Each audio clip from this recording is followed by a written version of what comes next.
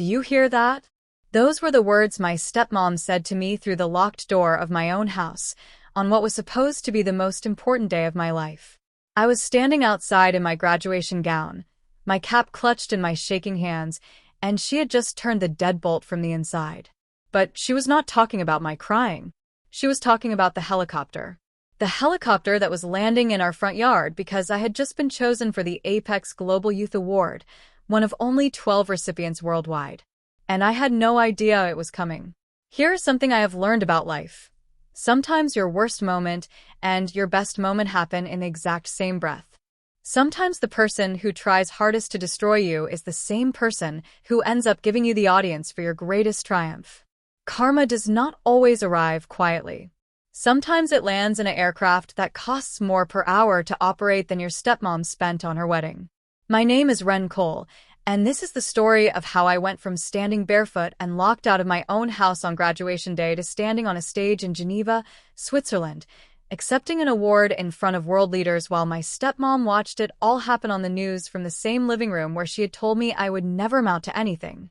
But before I go any further, let me just say hello to all of you watching this.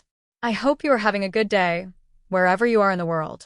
Maybe you are watching this from your bedroom, or on your lunch break, or maybe you are listening while you drive home from work. Whatever the weather is like where you are, I hope this story brings something meaningful to your day. If you have ever felt invisible in your own family, if you have ever been told you were not good enough, if you have ever wondered whether the work you do in secret would ever matter to anyone, this story is for you. And if you enjoy this, please hit that like button, subscribe to the channel, and share this with someone who needs to hear it. Trust me, you will want to follow what happens next. But let me start from the beginning. I was 17 years old when my dad remarried. I was not one of those kids who fought the idea of a step-parent. Actually, I was relieved. My mom had died 3 years earlier from cancer, and watching my dad try to navigate life as a single father to a teenage daughter had been painful for both of us. He tried so hard. Too hard, maybe. He would attempt to braid my hair and end up creating something that looked like a bird's nest. He would buy me the wrong products at the store, coming home with things like anti-aging cream when I needed acne medication. When Candace appeared in his life, I actually thought it was an answer to a prayer I had been too afraid to say out loud. She was a nurse at the hospital where my dad worked as an administrator. She was organized where he was scattered. She knew how to cook actual meals, not just the rotation of pasta and takeout we had been surviving on. She laughed easily and often. She seemed to genuinely like me. I believed in fresh starts back then. I believed that family was what you made it, not just what you were born into. I believed that love could heal almost anything, and that good intentions mattered more than blood. I believed Candace when she hugged me the day after their engagement and whispered in my ear that she had always wanted a daughter. I was so stupid. No, that is not fair to myself. I was not stupid. I was hopeful. There is a difference. The wedding happened 6 months before my senior year of high school. It was small, just family and close friends in our backyard. I wore a light blue dress that Candace had picked out for me. She had asked my opinion, which felt important. She had included me in the planning, asked me to help choose flowers, let me make a speech at the dinner. In that speech, I talked about second chances. I talked about how grateful I was that my dad had found happiness again. I talked about how excited I was to have a mother figure back in my life. Candace cried during my speech. Real tears that she dabbed away with her napkin. My dad held her hand and looked at me with such pride and relief that I felt warm all over. What I did not know, what I could not have known, was that Candace had already started planning. Not a life with us. An exit strategy. The first hint came 3 weeks after the wedding. I came home from school to find Candace in my room, going through my desk drawers. She said she was looking for stamps. We kept the stamps in the kitchen drawer, same place they had been for years. But I did not question it. I did not want to be the suspicious stepdaughter. I did not want to ruin the peace we had found. The second hint came a month later when I overheard her on the phone in the garage. She was talking to someone about account numbers and transfer dates. When I walked in, she switched immediately to talking about grocery delivery. The transition was so smooth I almost convinced myself I had misheard the first part. Almost. But I was too focused on my own life to pay attention the way I should have. I was in the middle of my senior year, drowning in AP classes and college applications and scholarship essays. I was working on a project that consumed every spare moment I had, though no one in my family knew the extent of it yet. I was building something that would change everything. I just did not know that Candace was building something too. Something that would detonate my entire life on what was supposed to be my proudest day. That morning, graduation morning, I woke up to an empty house. There was a note on the kitchen counter in Candace's handwriting. Your father and I had to run errands. Good luck today. Do not forget to lock up when you leave. It felt wrong. My dad had been talking about my graduation for months. He had requested the day off work 6 weeks in advance. He had asked me 17 times what restaurant I wanted to go to for dinner afterward. But the note was in his handwriting too, at the bottom. So proud of you, Ren. See you there. I told myself I was being paranoid. I told myself they were probably picking up some surprise for me, maybe flowers or a gift. I got ready alone, zipped myself into my white dress, pinned my hair up the way I had practiced. I put on my graduation gown. Then I went to grab my cap from my room and came back to find the front door locked. With me inside. No. Wait. With me outside. I had stepped onto the porch for just a second to grab the mail, thinking I might check one last time for any college responses. The door swung shut behind me. I heard the deadbolt slide into place. And through the narrow window beside the door, I saw Candace standing in our hallway, her hand still on the lock, watching me with an expression I had never seen before. It was not anger. It was not even cruelty. It was satisfaction. That was when I heard the helicopter. The sound was deafening. I had never been that close to a helicopter before.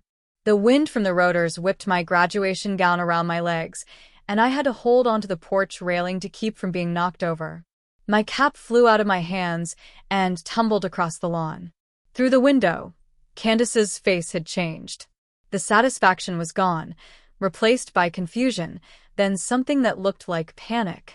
She was saying something I could not hear over the roar of the blades. Her mouth was moving fast. She was pointing at me, then at the helicopter, then back at me. The aircraft touched down on our front lawn, right on top of the garden Candace had planted in the spring. I watched her precious tulips flatten under the landing skids. Under different circumstances, that alone would have terrified me. Candace cared about those tulips more than she had ever cared about me. 2 people emerged from the helicopter. A woman in a sharp navy suit and a man with a camera. The woman was holding a folder and shouting something, but I could not hear her. She was smiling, waving at me, gesturing for me to come closer. I looked down at my bare feet. I had not even had time to put on my shoes before Candace locked the door. The woman reached me, still shouting over the noise. Finally, the helicopter engine started to power down, and her words became clear. Ren Cole? I am Judith Ramirez from the Apex Global Youth Initiative. We have been trying to reach you all morning. She was slightly out of breath, her eyes bright with excitement. Your phone has been going straight to voicemail. My phone. I had left it charging in my room when I stepped outside. I am sorry, I said, and I could hear how small my voice sounded. We need to inform you officially. Judith opened her folder, pulling out a document with a gold seal at the top. Ren Cole, you've been selected as one of 12 global recipients of this year's Apex Youth Award for your work in developing accessible water filtration systems for rural communities. The selection committee was unanimous. Your application was extraordinary. The words hit me, but they felt distant, like they were happening to someone else. I stared at the document she was holding out to me. The award comes with a full scholarship to any university in the world, a $50,000 grant to continue your research, and an invitation to present your work at the United Nations Sustainability Summit in Geneva next month. Judith was beaming. Ren, do you understand what this means? You are one of the youngest recipients we have ever had. Your work is going to change lives. Behind her, the cameraman was filming. Behind me, I could feel Candace watching through the window. I took the document with shaking hands.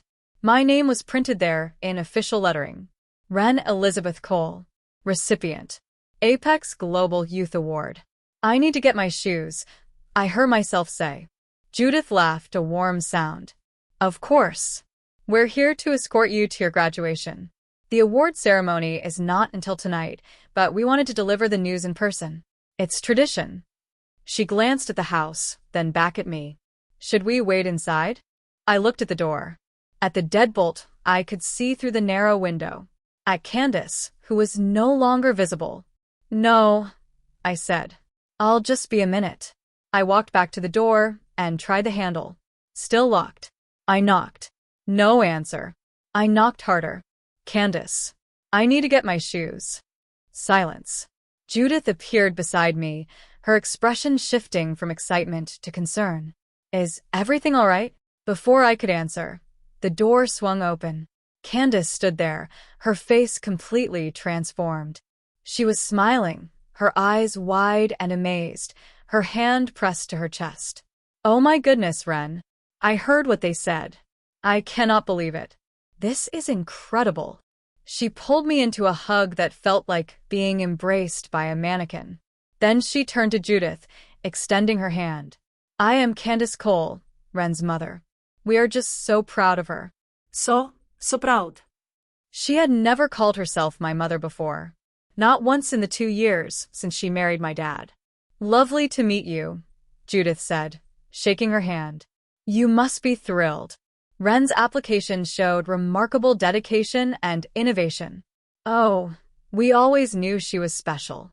Candace was still blocking the doorway.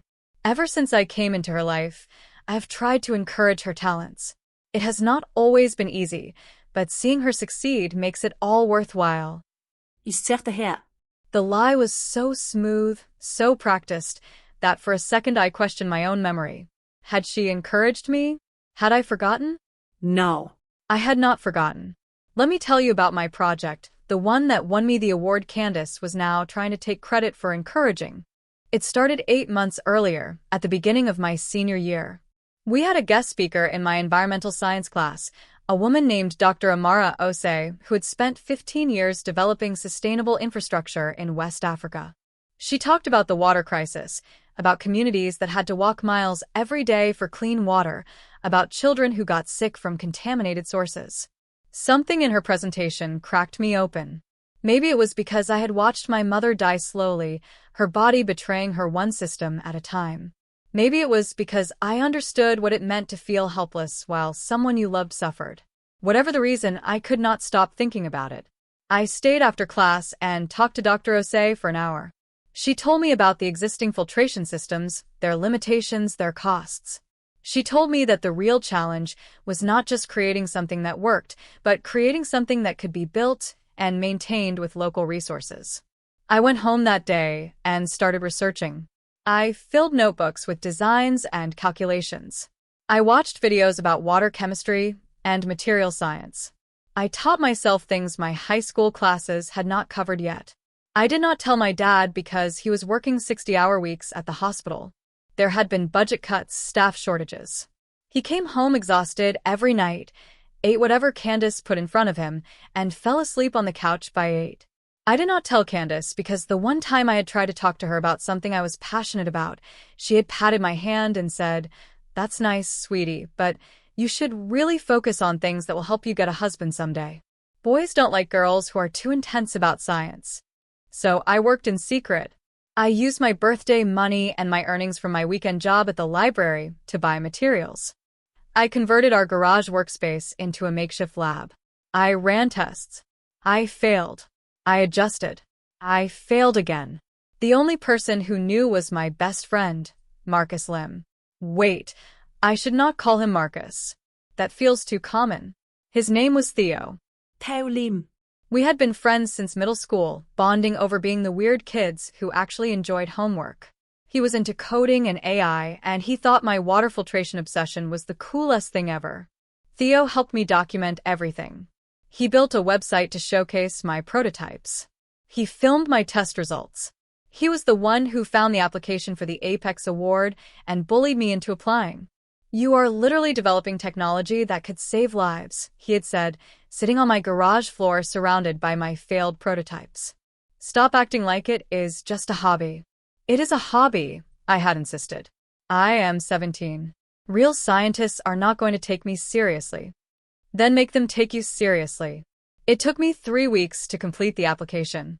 I had to submit detailed documentation of my research process, video demonstrations of my prototypes, letters of recommendation, and a 5,000-word essay explaining the potential impact of my work. Dr. Osei wrote one of my letters of recommendation.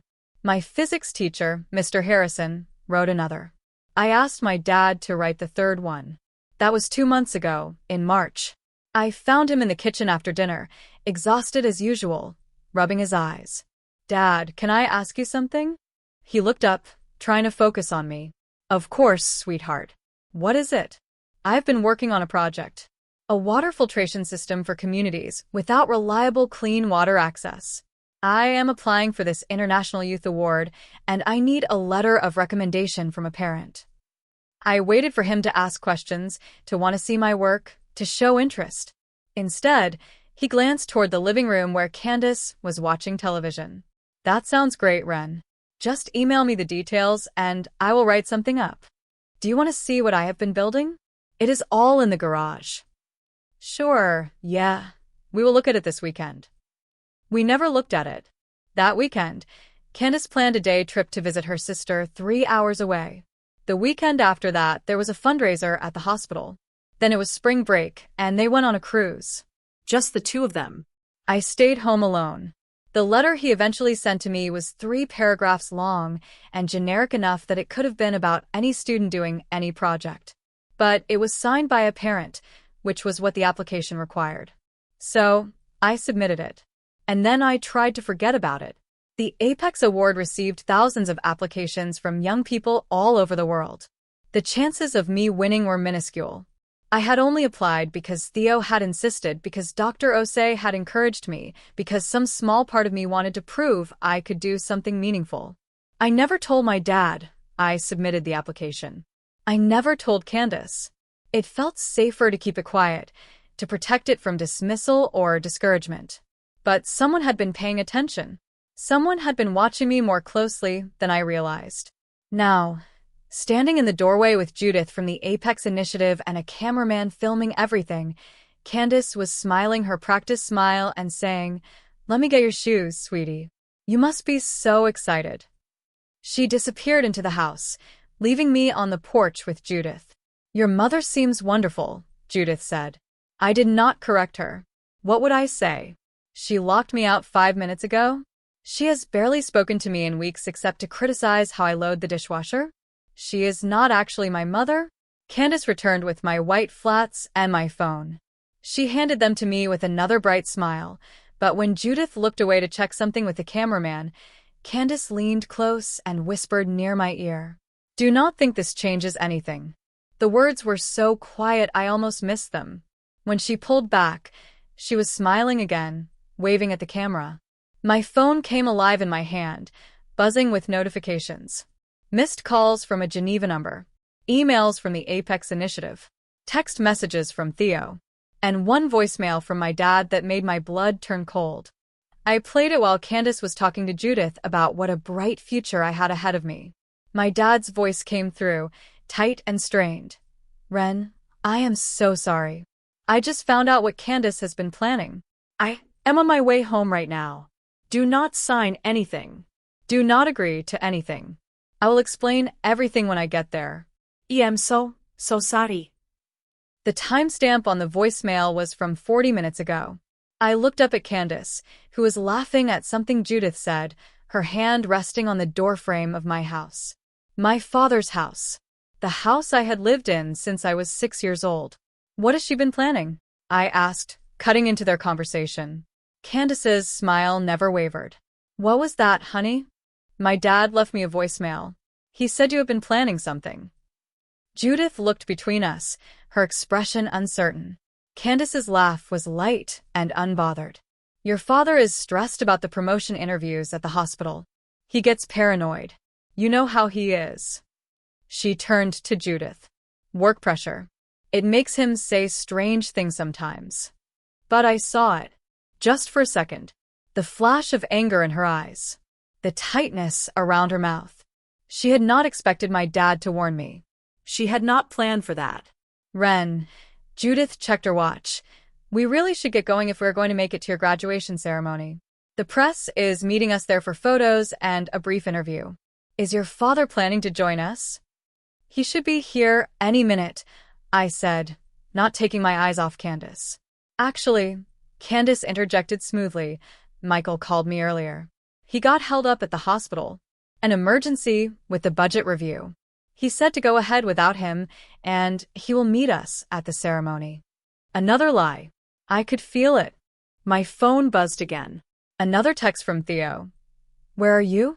Ceremony starts in 20 minutes. Also check your email. Dr. Osei sent you something important. I opened my email while Candace continued talking to Judith. The message from Dr. Osei had been sent an hour ago. Subject. Urgent. Please call me before you sign anything. The preview text made my stomach drop. Ren, I received a very concerning call this morning from someone claiming to be your legal guardian. They were asking about intellectual property rights to your filtration system and whether. The preview cut off. I tried to open the full email, but my phone froze. The battery was at 2%. Ready. Judith was smiling at me, expectant. Candace was smiling too, but her eyes were fixed on my phone. I slipped my feet into my shoes. I forced myself to smile back. Ready. As we walked toward the helicopter, Candace called out, I will see you at the ceremony, sweetheart. I am so proud of you. I turned back to look at her, standing in the doorway of my house, and I finally understood. She had not locked me out to be cruel. She had locked me out because she had been inside doing something she did not want me to see. And whatever it was, my dad had found out about it 40 minutes too late. The helicopter ride to my high school took 7 minutes. It would have taken me 30 minutes to drive. I sat in the leather seat watching my neighborhood shrink below me, trying to get my phone to turn back on, but it was completely dead. Judith was talking about the schedule for the evening award ceremony, about the dignitaries who would be there, about the media coverage. I heard maybe half of it. The other half of my brain was spinning through what I knew. Candace had locked me out. My dad had left a panicked voicemail. Dr. Osei had sent an urgent email about someone asking about intellectual property rights. Candace had been in my house, alone, doing something she did not want me to see. Ren, did you hear me? I blinked, focusing on Judith. I am sorry, what? I asked if you had prepared any remarks for tonight. You will have 3 minutes to speak about your work and what this award means to you. I have not prepared anything. That is fine. Spontaneous is often better anyway. Just speak from the heart. She smiled warmly. Tell your story. Tell us why this work matters to you. The helicopter banked, and I could see my high school below. The football field where graduation was being held was already full of white chairs arranged in neat rows. I could see the stage, the podium, the families gathering in the stands. We landed in the parking lot. The principal, Mrs. Chun, was waiting for us. No, I should not use that name. Principal Vega. She was waiting with half the school administration, all of them looking excited and slightly panicked. Principal Vega rushed forward as soon as I stepped out of the helicopter. Ren, this is incredible. We had no idea. Why didn't you tell us you had applied for something like this? Because I did not think I would win. Because I was afraid of being disappointed.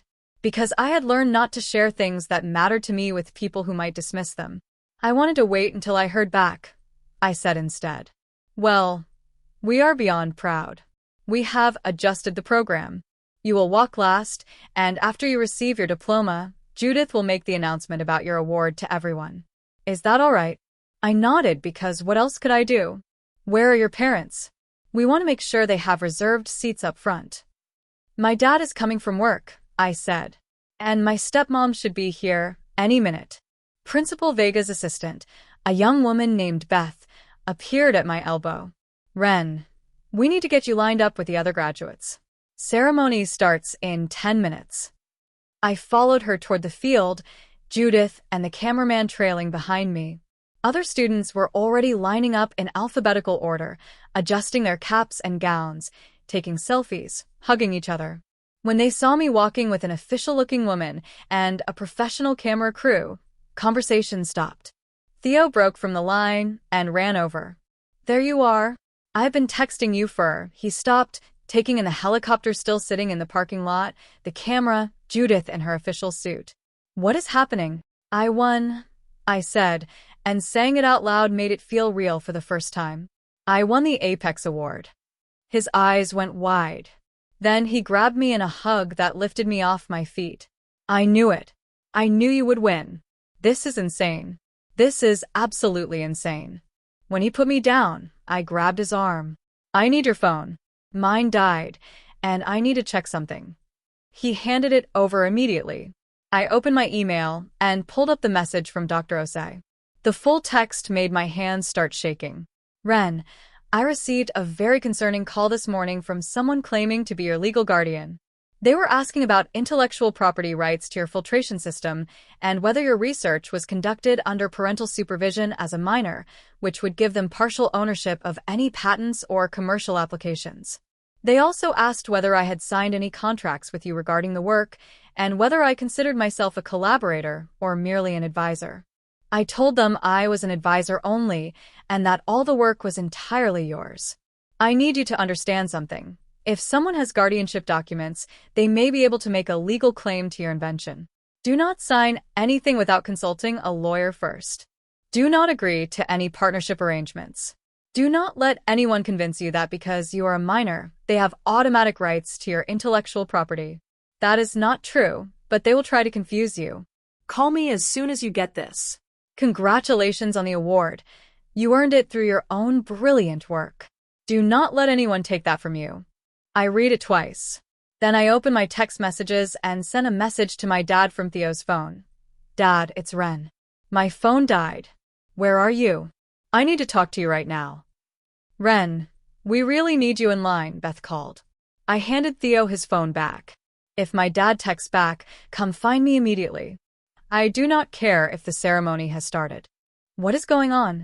"I think Candace is trying to steal my patent." His face went hard. "Over my dead body." But I was not sure there was anything either of us could do to stop it. I did not know anything about patent law or intellectual property. I did not even know if I had filed my invention correctly. I had submitted my research to the Apex Award, but I had not thought about protecting it legally beyond that. I was 17. I had been focused on making something that worked, not on the business side of innovation. The ceremony began. We processed onto the field to pomp and circumstance, while families cheered from the stands. I searched the crowd for my dad's face, but could not find him. I did see Candace, though. She was sitting in the third row, right on the aisle, her phone in her hand. When she saw me looking, she waved and smiled. Principal Vega gave a speech about new beginnings and bright futures. The valedictorian, a girl named Sophie Brennan, gave a speech about resilience and community. The sun beat down on us in our heavy gowns. Students shifted in their seats, fanning themselves with their programs. Then the diploma distribution began. One by one, names were called. Students walked across the stage, shook hands with Principal Vega, accepted their diploma, moved their tassels from right to left. I barely heard any of it.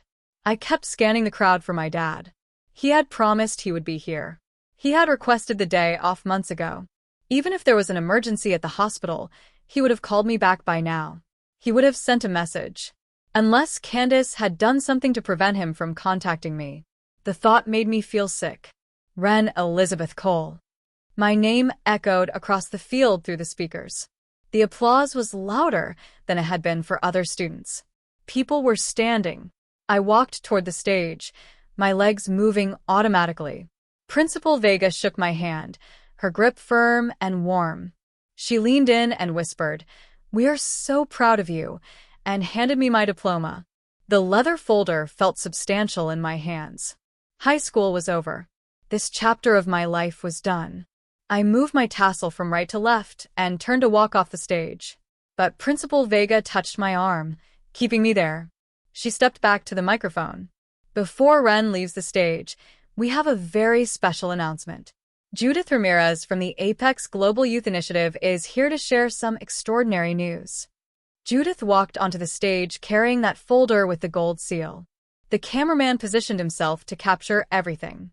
Thank you, Principal Vega. I am honored to be here today to announce that Ren Cole has been selected as one of only 12 recipients worldwide of this year's Apex Global Youth Award. Judith's voice rang out clearly. Ren's innovative work developing accessible water filtration systems for rural communities demonstrates the exact kind of ingenuity and compassion that the Apex Initiative was founded to recognize. Her research has the potential to provide clean water access to thousands of people who currently lack it. The applause grew louder. I saw teachers on their feet, students turning to look at me with new interest.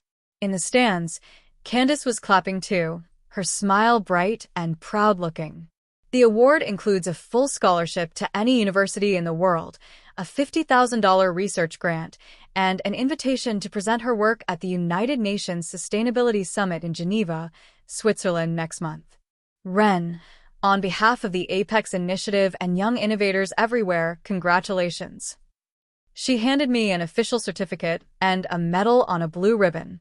The cameraman moved closer, capturing my face. I knew I was supposed to say something, to look happy and grateful and overwhelmed.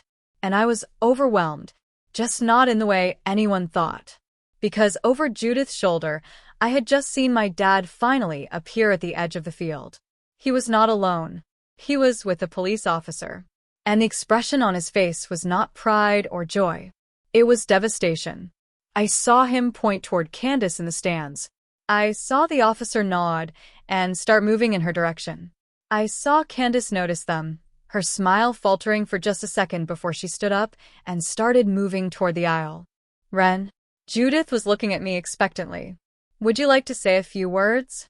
I stepped toward the microphone, my eyes still tracking my dad and the officer and Candace. People were starting to notice the commotion. Heads were turning. Thank you, I managed to say into the microphone. This is such an honor. I never expected. Candace had reached the bottom of the stands and was walking quickly toward the parking lot. The officer called out something I could not hear.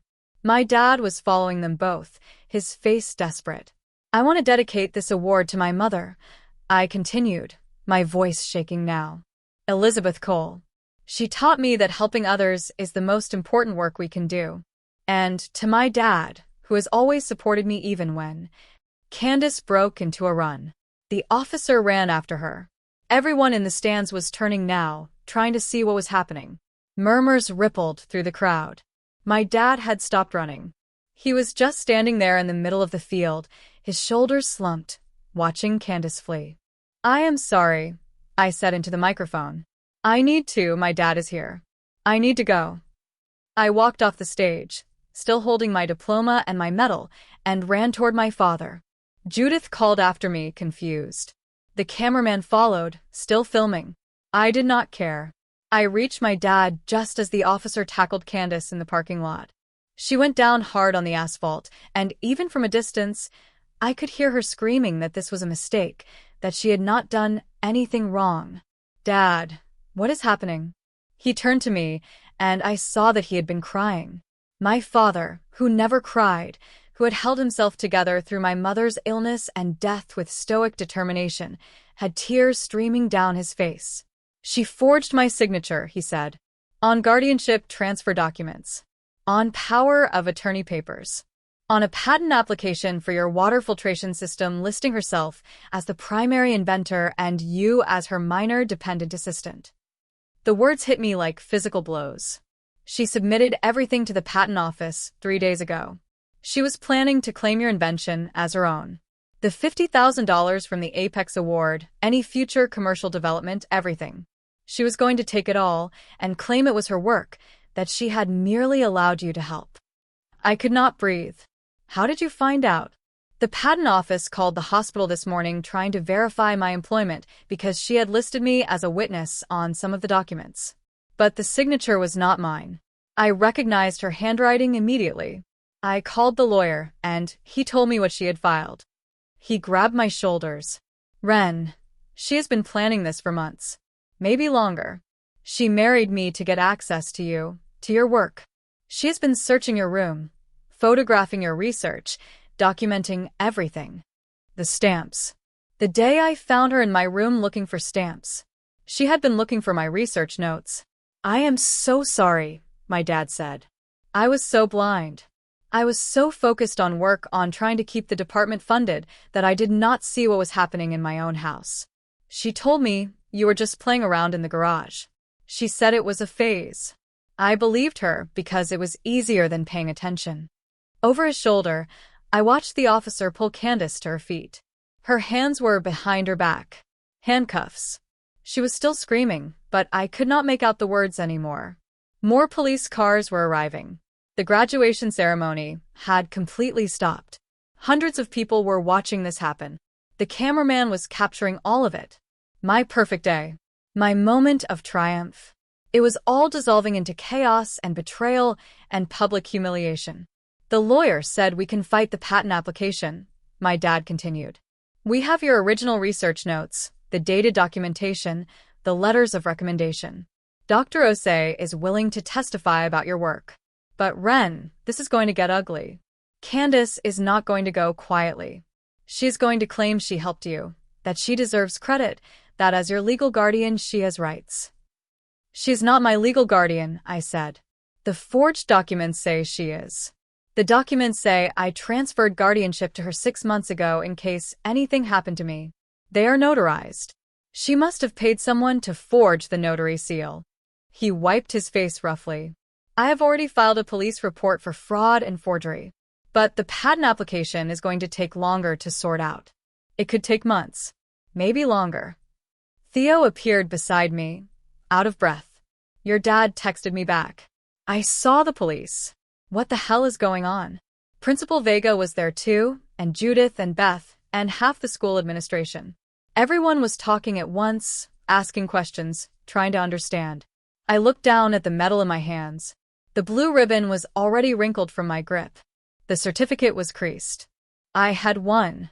I had achieved something remarkable. I had been chosen out of thousands of applicants to receive one of the most prestigious youth awards in the world. And the person who was supposed to love me like a daughter had tried to steal it all.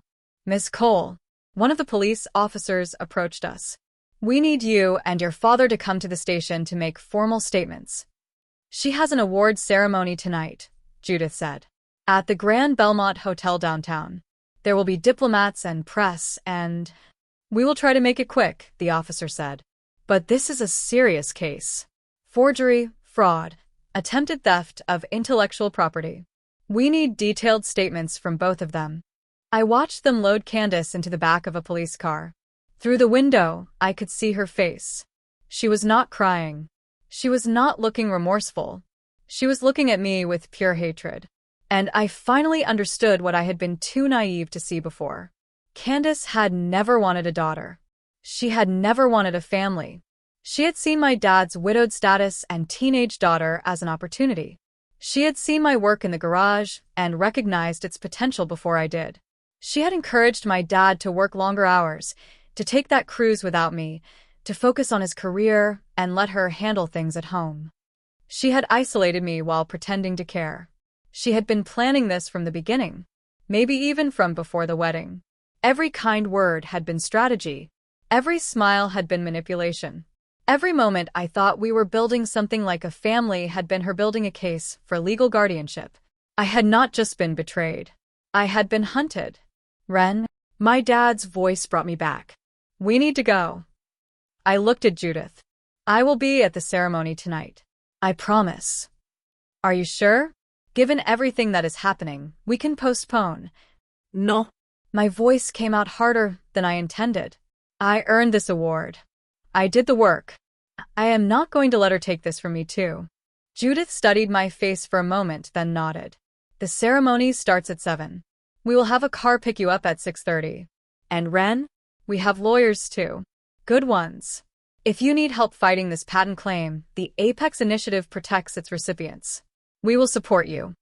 Something in my chest loosened slightly. I was not alone in this. Theo grabbed my hand. I am coming with you to the police station. You do not have to. I documented your entire research process.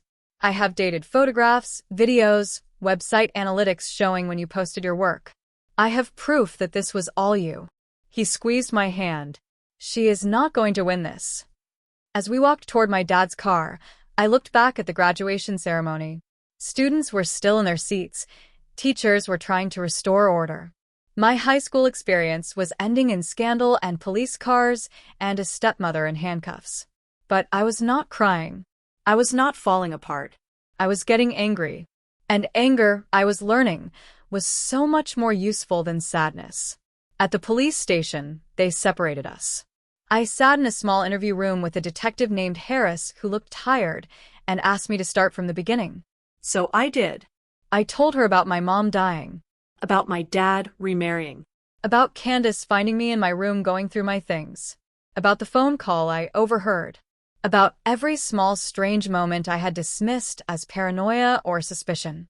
I told her about my water filtration project, about the months of research and testing, about the application I submitted without telling anyone, about winning an award I never expected to receive.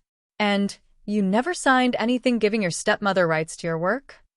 Detective Harris asked. Never. I never even told her the details of what I was working on. Did she ever help you with the research? Provide materials, funding, guidance? No. I bought everything myself with money from my job. The only people who helped were my friend Theo and Dr. Amara Osei from the university. I can give you their contact information. Detective Harris took notes. Your father said she had detailed photographs of your research notes and prototypes on her laptop. We seized her computer and phone when we arrested her. If she has been documenting your work, that actually helps your case. It shows she was planning this, gathering evidence to support a false claim. How long will this take to resolve? The criminal charges for forgery? Could be months before trial. The patent dispute? That is civil court. Could take longer. She looked at me with something like sympathy. I know this is not the graduation day you were hoping for. I laughed, and it came out bitter. I was just hoping my dad would show up. This is so much worse and so much better at the same time. When we finally left the police station, it was almost 5 in the evening. I had 2 hours before the award ceremony. I had not eaten since breakfast. I was still wearing my graduation gown, and I had just spent 3 hours recounting every detail of the worst betrayal of my life to a police detective. My dad drove us home in silence. When we pulled into the driveway, I could see the damage the helicopter had done to Candace's tulip garden. The flowers were completely destroyed, ground into the dirt by the landing skids. I smiled for the first time all day. I need a shower and change, I said. And I need to charge my phone. And I need to figure out what I am going to say tonight. You do not have to go, my dad said quietly. No one would blame you for canceling. She locked me out of my own house this morning because she was inside forging documents to steal my work.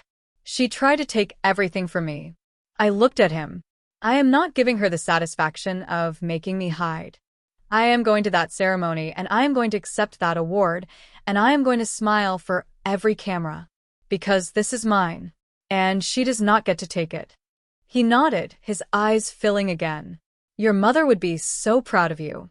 Mom would have seen through Candace in 5 minutes. Yeah, he agreed. She would have. Inside, the house felt different. Violated. I knew Candace had been in here, going through my things, stealing my work, forging documents. I went straight to my room and found it exactly as I feared. My desk drawers were open. Papers were scattered.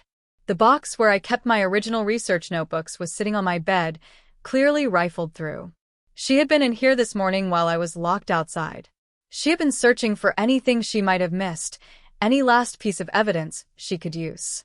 I gathered all my notebooks, all my documentation, every scrap of paper related to my project. I put it all in a bag that I would take with me everywhere from now on. I was not leaving anything for her to find again. Then I charged my phone and watched as hundreds of notifications poured in. Text messages from classmates, emails from news outlets requesting interviews, social media mentions from people I had never met congratulating me on the award. And one text from an unknown number. You think you won. This is not over. You're just a child playing at science. Without my guidance and resources, you would have nothing. See you in court. Candace. She must have gotten her one phone call and used it to threaten me. I blocked the number. Then I screenshot the message and sent it to Detective Harris. Her response came immediately. Thank you for this. It shows consciousness of guilt and attempt at intimidation. This helps our case. Enjoy your ceremony tonight. You earned it. I showered, washing off the sweat and stress of the longest day of my life. I dried my hair and put on the dress I had bought for the award ceremony. Navy blue, simple, professional. I had bought it 3 months ago when I submitted my application. A hopeful gesture I had not really believed would matter. Now it mattered. At 6:30 exactly, a black car pulled up outside. The driver came to the door and introduced himself. My dad and Theo were both coming with me. The three of us rode to the Grand Belmont Hotel in silence, but it was a different kind of silence than before. It was not heavy with unsaid things. It was anticipatory. The hotel lobby was full of people in formal wear. I saw the other award recipients, young people from around the world who had done remarkable things. I saw diplomats and scientists and journalists, and I saw cameras. So many cameras. Judith appeared at my side. There you are. How are you holding up? I am okay. She lowered her voice. I heard about what happened. I want you to know that the Apex legal team has already reached out to your father's lawyer. We're going to help you fight this. What your stepmother did is unconscionable. Thank you. Now, she smiled. Are you ready to tell your story to the world? I thought about Candace in a jail cell, probably still convinced she could talk her way out of this. I thought about all the times she had dismissed me, ignored me, made me feel small. I thought about the water filtration system sitting in my garage that could actually help people, that could actually make a difference. Yes, I said. I am ready. The ceremony was beautiful. One by one, the 12 recipients were called to the stage to accept their awards and share their work. There was a girl from Kenya who had developed a low-cost prosthetic limb. A boy from Brazil who had created an app connecting food waste from restaurants to families in need. A girl from India who had invented a device that converted plastic waste into fuel. All of us had seen problems and decided to find solutions. All of us had worked in obscurity, driven by purpose rather than recognition. When my name was called, I walked onto the stage to applause from strangers who did not know that my stepmother had been arrested that morning. They did not know that I had spent my afternoon in a police station. They did not know that my perfect day had been simultaneously the worst and best day of my life. They just knew that I had built something meaningful. I accepted the award from a UN dignitary whose name I was too nervous to fully register. I stood at the podium and looked out at the crowd. And then I told the truth. 3 years ago, my mother died of cancer. I watched her body fail, one system at a time, and I could not do anything to stop it. That helplessness carved itself into me and became a question. If I could not save her, could I save someone else? Could I take what I learned about suffering and loss and turn it into something that helped people I would never meet? The room had gone very quiet. So I started researching water filtration. I taught myself chemistry and materials science. I failed over and over again. I filled notebooks with designs that did not work. I spent every dollar I had on materials. And I did not tell anyone because I was afraid that if I said it out loud, if I admitted I was trying to do something important, I would have to face the possibility that I might fail. I saw my dad in the audience, tears streaming down his face. This morning, I found out that someone I trusted had been planning to steal my work and claim it as their own. Today, on what should have been the happiest day of my life, I had to file a police report and watch someone I thought cared about me get arrested. There were gasps in the audience. Judith looked shocked. This was not the kind of speech they expected. But I am standing here anyway, because this award is not about me. It is about the kids who are walking miles every day for clean water.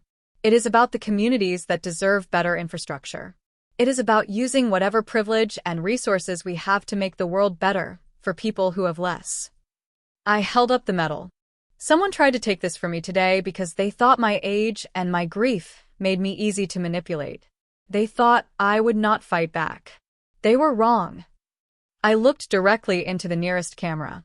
To everyone watching who has ever been dismissed or underestimated or betrayed, your work matters.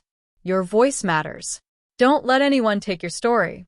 Don't let anyone convince you that you are too young or too inexperienced or too broken to do something remarkable. The applause started slowly, then built until the entire room was on their feet. I walked off the stage shaking, adrenaline flooding through me. Judith grabbed my arm. "That was not the speech I expected," she said. But it was exactly the speech we needed. The rest of the evening passed in a blur. Interviews with journalists, photographs with other recipients, conversations with scientists who wanted to talk about my filtration system design. My phone would not stop buzzing. At 10 p.m., my phone rang with a number I recognized. Detective Harris. "I thought you would want to know," she said. "Your stepmother made bail an hour ago. Her sister posted it. But the restraining order your father filed has been approved.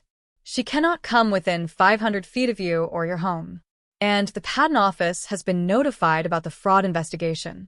They have frozen her application pending resolution of the criminal case. So, she cannot claim my work? Not without committing perjury, which her lawyer has almost certainly advised her against. You are going to need to file your own patent application with proper documentation, but your lawyer can help with that." When I hung up, my dad was waiting with Theo. "I want to go home," I said. But when we pulled into our driveway an hour later, I realized that was the problem. It did not feel like home anymore. It felt like a crime scene. The media found us within 24 hours. Not the professional journalists from the award ceremony. The other kind. The ones who camped outside our house with cameras, who shouted questions while I tried to get to my car, who dug through our trash looking for a story. "Ren, how does it feel to be betrayed by your stepmother? Ren, is it true she tried to steal $50,000 from you? Ren, did you suspect she married your father just to access your invention?" I stopped going outside. My dad had to take a week off work because reporters were harassing people at the hospital, trying to get comments about his failure to protect his daughter from a predatory wife. The school principal called to ask if I wanted to skip the final senior events because my presence was creating a media distraction. I told her no. I had already missed my graduation ceremony's ending. I was not missing anything else. But the attention was suffocating. My social media exploded. Supportive messages, mixed with horrible ones. People calling me a liar, saying I was making up the whole story for attention. People saying Candace deserved credit because I was just a kid who could not have possibly done the work alone. People saying my dad must have known what was happening and was just as guilty. Theo set all my accounts to private and took over moderating my messages. "You do not need to see this garbage," he said, scrolling through death threats and accusations. Half these people do not even understand what happened. The other award recipients reached out. Messages of support from young people around the world who understood what it meant to have your work questioned, your age used against you, your accomplishments dismissed. But the pressure kept building. 1 week after the arrest, Candace's lawyer held a press conference. I watched it on my laptop, sitting on my bedroom floor with my dad and Theo on either side of me. The lawyer was a woman named Patricia Holloway, expensive-looking and polished. She stood at a podium outside the courthouse and spoke with practiced sympathy. "My client, Candace Cole, is a dedicated healthcare professional who has been falsely accused by a troubled teenage stepdaughter seeking attention. The truth is that Candace has been a supportive parental figure to Ren for 2 years, providing emotional and financial support, encouraging her interests, and helping guide her scientific pursuits." "That is a lie," I said to the screen. Candace's only mistake was failing to properly document her contributions to Ren's project. As Ren's legal guardian, she forged those guardianship papers, my dad shouted. Candace had every right to file for patent protection on work that was developed in her home, using resources she provided under her supervision. The forgery charges are a misunderstanding based on a signature that looks different because Candace signed her husband's name with his verbal permission, a common practice in married households. "I never gave her permission to sign anything," my dad said. Patricia Holloway continued. What we have here is a vulnerable young woman who has been manipulated by others with financial interests in her invention. The so-called Apex Initiative stands to benefit significantly from Ren's work, and they have clearly convinced her to make false accusations against the one person who has been there for her since her mother's tragic death. My hands clenched into fists. Candace loves her stepdaughter and is heartbroken by these accusations. She only wants what is fair, recognition for her contributions, and a reasonable share of any financial benefit from an invention she helped develop.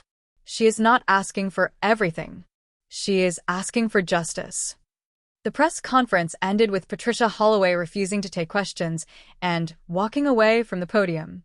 Within an hour, the narrative started shifting online. Articles appeared questioning my version of events. Social media posts analyzing the suspicious timing of the award announcement and arrest. Think pieces about teenagers who make false accusations. Comment sections full of people saying Candace deserved a fair hearing, that we did not know the whole story, that step-parents were always villainized. She is manipulating the media, Theo said, reading through the articles. Look at the language. They are all using the same talking points. Troubled teenager. Seeking attention. Manipulated by others. This is coordinated. Our lawyer, a man named David Park who specialized in intellectual property theft, called that evening. I need to prepare you for something, he said. Candace's legal team is very good. Patricia Holloway does not lose cases. She is going to make this about character, not facts. She is going to paint Candace as a victim and you as an unstable child who is being used by people with financial motives. But we have proof, my dad said. We have Ren's original notebooks, dated documentation, witnesses. And they're going to argue that Candace had access to all of that she contributed in ways that were not documented, that as a parental figure she provided the stable home environment that allowed Ren to work. They're going to make this messy and complicated and drawn out. How long? I asked. David hesitated. The criminal trial for forgery? Probably 8 to 10 months. The civil case over the patent? Could be years. Years. I would be in college. I would be an adult. And I would still be fighting this. There is something else, David said. Candace's team has subpoenaed your school records, your medical records, your therapy records from after your mother died. They are building a case that you are emotionally unstable and prone to exaggeration. I felt like I had been punched. I went to grief counseling. That does not make me unstable. I know that. But they're going to try to use it against you. I need you to be prepared for them to twist everything about your life into evidence that you are not credible. After the call ended, I sat in silence. They were going to rip apart my grief, my mother's death, the worst period of my life, and use it to claim I was a liar. We should settle, my dad said quietly. Offer her something to make this go away. I cannot watch them destroy you like this. No. The word came out hard. That is what she wants. She wants me to be so afraid of the fight that I give her what she tried to steal. I am not doing it. Ren, this is going to get worse before it gets better. I know. But if I give in now, what message does that send? That powerful people with expensive lawyers can steal from teenagers and get away with it? That all you have to do is threaten to drag someone through court and they will hand over whatever you want. I looked at him. Mom did not raise me to back down when things got hard. His face crumpled. Your mom also did not raise you to have to fight battles like this at 17. But I was fighting anyway. The next blow came from a direction I did not expect. Candace's sister, a woman named Diane who I had met exactly 3 times, went on a local morning talk show. I only knew about it because Theo saw a promo and texted me to turn on the television. Diane sat on a pastel couch across from a sympathetic host, dabbing at her eyes with a tissue. My sister is one of the most generous people I know, Diane said. She has always wanted children, but she could not have her own. When she met Michael and Ren, she thought it was a blessing. A chance to finally be a mother. The host made a sympathetic noise. Candace poured everything into that relationship. She helped Ren with homework, drove her to school activities, supported her interests. When Ren started working on this water project, Candace was so proud. She helped Ren research materials. She gave her money for supplies. She stayed up late helping her problem solve. More lies, I said. And now Ren is claiming Candace did nothing? That she stole the work? It is heartbreaking. My sister loved that girl like her own daughter, and this is how she is repaid. Diane shook her head. I think Ren is being influenced by people who see dollar signs. That award comes with a lot of money. I think there are adults in Ren's life who want to make sure Candace does not get any of it, so they have convinced Ren to make these horrible accusations. Who specifically do you think is influencing her? The host asked. Well, there is this boy, Theo. He has been in Ren's ear for months, and he has a website about the project. I think he wants to profit from it. And there are these scientists who are suddenly so interested in helping. Where were they before Ren won this award? It all seems very convenient. They were going after Theo now. They were going after Dr. Osei.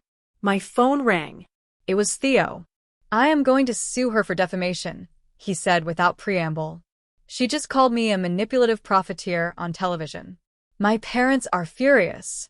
Do not engage, I said. That is what they want. They want us to react, to look defensive, to create more drama they can use.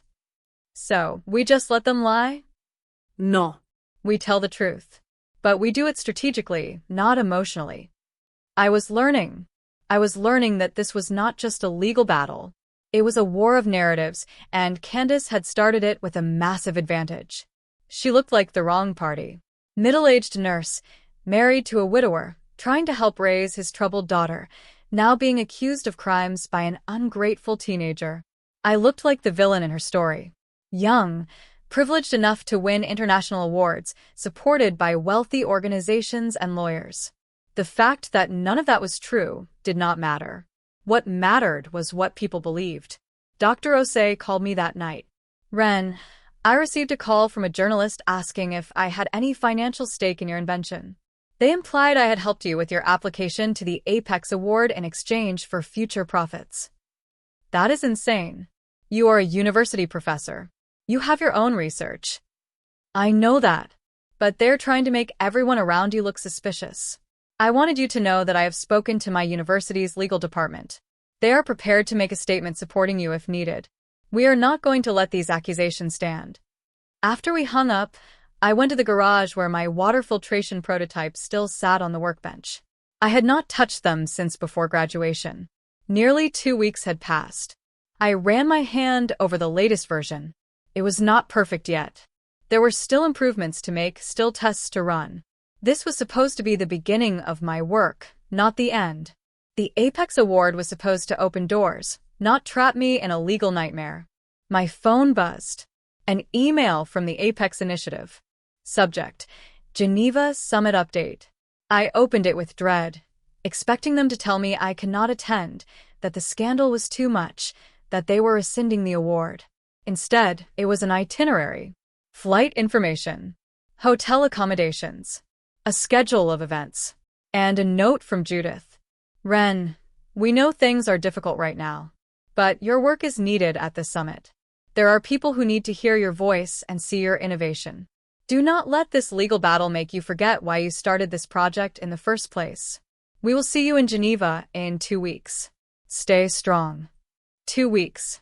The summit was in 2 weeks, and I was supposed to present my work in front of world leaders and sustainability experts while my stepmother's lawyers were telling the media I was a fraud. I went back inside and found my dad in the kitchen, staring at a pile of bills. How much is this costing us? I asked. He looked up, tired. Do not worry about that, Dad. How much? David's retainer was $20,000. If this goes to trial, it could be another 50, maybe more.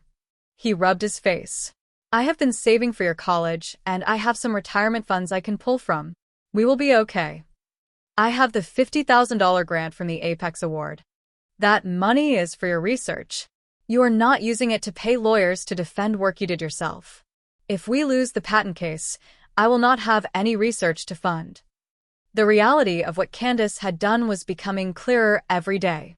She had not just tried to steal my invention. She had forced us into a financial corner. Legal fees would drain my dad's savings. Even if we won, we would lose years and thousands of dollars fighting for something that was always mine. It was brilliant in a horrible way. Even in losing, she would damage us. That night, I could not sleep. I kept thinking about the forged documents, about Candace in my room taking photographs, about all the times she had smiled at me while planning this. How long had she been planning it? That question haunted me. At 2 in the morning, I got out of bed and went to my dad's office. He kept financial records in a filing cabinet. If Candace had been planning this for months, maybe there was evidence in the documents. I found the folder labeled Marriage Certificate and Legal Documents. Inside was their marriage license, copies of their joint bank account paperwork, insurance beneficiary forms. And underneath all of that, I found something that made my blood run cold. It was a photocopy of my birth certificate, my social security card, my mother's death certificate, all dated with a stamp from 3 months before my dad and Candace's wedding. She had requested copies of my legal documents before they even got engaged. I kept digging. There was a folder I had never seen before, tucked in the back of the drawer. Inside were printouts of my school records, my grade transcripts, my standardized test scores, articles about youth innovation awards and competitions, all printed 6 months before Candace and my dad started dating. She had been researching me. She had been planning this before she even met my father. My hands were shaking as I took photos of everything with my phone. Then I texted David Park, even though it was the middle of the night. I found something. Evidence that Candace was planning this before she married my dad. Can we use this? His response came 10 minutes later. Send me photos. And Ren, do not touch the originals. We may need them as evidence. I sent him everything, then sat on the floor of my dad's office trying to process what this meant. Candace had not married my dad, and then decided to steal my invention. She had found out about me, researched me, identified me as a target, and then pursued my father to get access to me. Everything had been calculated. The kindness when they first met, the interest in my schoolwork, the questions about my hobbies and interests. She had been gathering information, waiting for me to do something valuable enough to steal. And I had given it to her by working on something that actually mattered. I felt sick. The office door opened. My dad stood there in his pajamas, looking confused and worried. Ren, what are you doing? I held up the folder.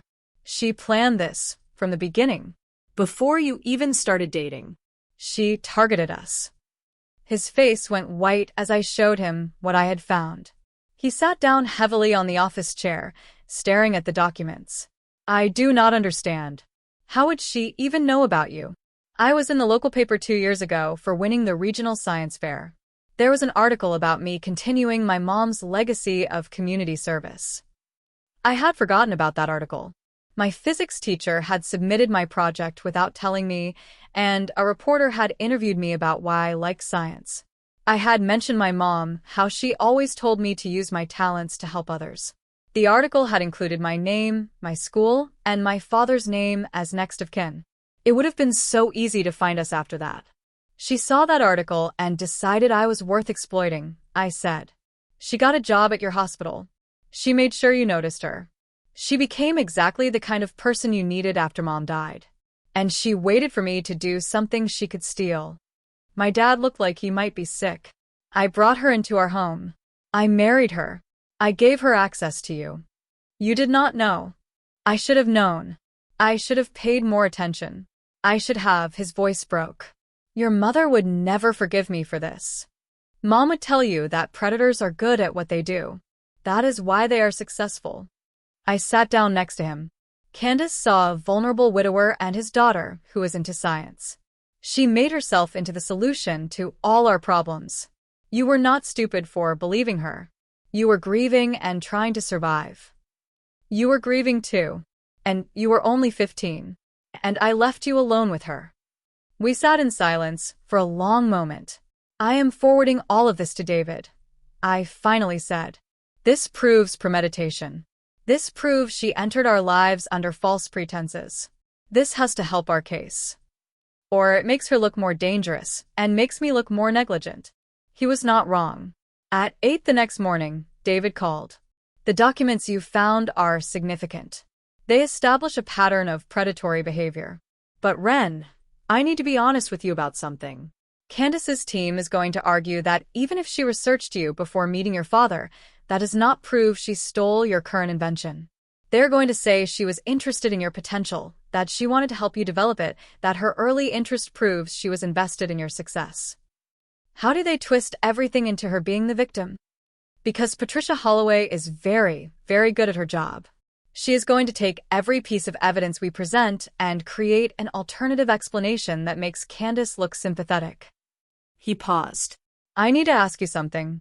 Is there any chance, any at all, that Candace did help you with your project? Even in small ways? A suggestion she made, money she gave you, anything? No. I used my own money for my library job. I did not discuss my work with her. The only thing she ever said about my project was that I should focus on finding a husband instead. Did anyone witness her saying that? I thought back. No. We were alone in the kitchen. Then it is your word against hers. And her lawyer is going to have her testify that she was supportive and encouraging, that she gave you space to work, that she provided a stable home environment. So even the fact that she ignored my work, they are going to spin as a good thing? Yes. They're going to say she was giving you independence and autonomy, that she was being a good parent by not hovering. David's frustration was evident in his voice. Look, we have a strong case for the forgery charges. The handwriting analysis will prove she signed documents without your father's permission. But the patent dispute is going to be harder. We need to prove not just that you did the work, but that she actively deceived you and stole it. And right now, it is mostly circumstantial. After the call, I went to my room and opened my laptop. I pulled up the video Theo had filmed of me 3 months ago, explaining my filtration system design.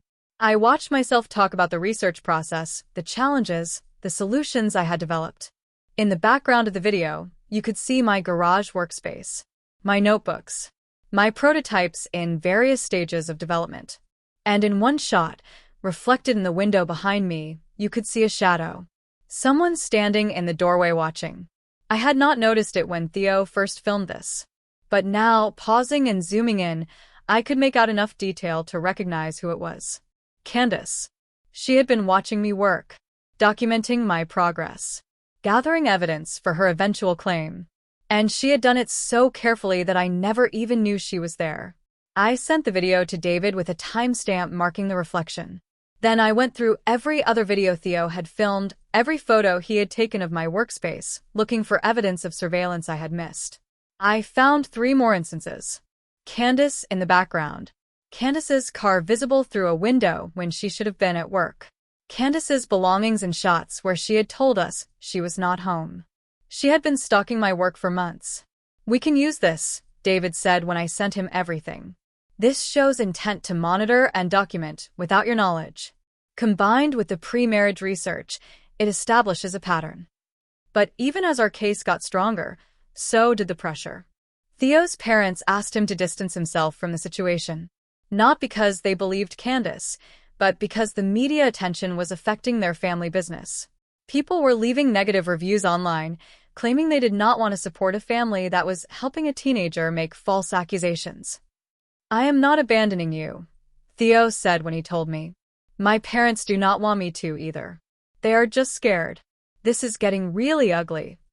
Dr. Osei received a formal complaint filed with her university, claiming she had engaged in inappropriate collaboration with a minor student. It was anonymous, but we all knew who had filed it. My dad's hospital started an ethics investigation into whether he had used his position to benefit my award application somehow.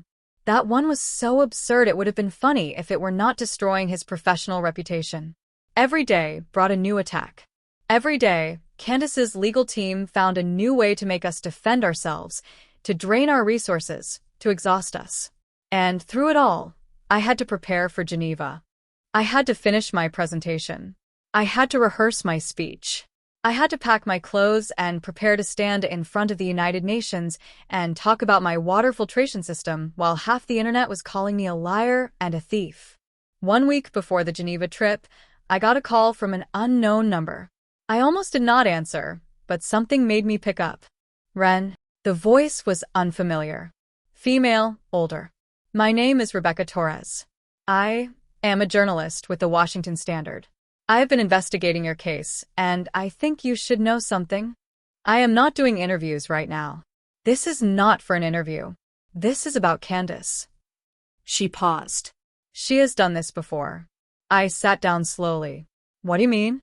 Candace Cole, maiden name Candace Brennan, was married once before. 12 years ago. To a man named Victor Hayes who had a 14-year-old daughter named Kira. Kira was a talented musician, won several youth competitions. Candace and Victor were married for 18 months. Then they divorced. Why are you telling me this? Because 6 months after the divorce, Candace tried to claim partial rights to a song Kira had written and sold to a recording studio. She claimed she had helped develop it, had provided the stable home environment that allowed Kira to create. She demanded 30% of the royalties. My hands had gone numb. What happened? Victor fought it. It cost him everything he had in legal fees, but he won. The judge ruled that Candace had no legitimate claim. But by the time the case was resolved, Kira had aged out of youth competitions. The momentum from her early success was gone. The legal battle had destroyed her reputation in the industry. She gave up music entirely. Where is she now? I spoke to her yesterday. She is 26, working as an accountant, and she said she has not touched an instrument in 10 years. When I told her about your case, she started crying. She said she hoped you were stronger than she was. Rebecca Torres paused. Ren, I want to write this story. I want to expose what Candace does. But I need Kira to go on the record, and she is terrified. She said the legal battle nearly destroyed her father, ruined her relationship with music, and made her feel like her talent was a curse. She does not want to relive it. I understand, but she wanted me to tell you something. She said do not settle. No matter how hard they push, no matter how much they offer to make it go away, do not give Candace anything. Because it is not about the money or the credit. It is about power. And if you give her any, she will use it to hurt the next person. After we hung up, I sat staring at my phone. Candace had done this before. She had found a vulnerable family, ingratiated herself, waited for the child to do something valuable, and then tried to steal it. And she had succeeded in destroying that girl's passion, even though she lost the legal case. That was the real goal. Not to win outright, but to make the fight so painful that the victim gave up on whatever made them special in the first place. I called David Park immediately and told him everything Rebecca Torres had said. I will track down the court records from that case, he said. If we can establish a pattern of this behavior, it significantly strengthens our position. Predatory fraud is very different from a one-time family dispute. David, she is trying to do to me what she did to Kira Hayes. She is trying to make me give up science. I know, and we are not going to let her. But I could feel it happening already. Every day I spent talking to lawyers was a day I was not in my garage improving my designs. Every hour I spent reading legal documents was an hour I was not researching new applications for my filtration system. Every moment of mental energy consumed by this battle was energy I could not spend on the work that actually mattered. Candace was winning, even as she lost. 3 days before my flight to Geneva, Patricia Holloway's office sent a settlement offer.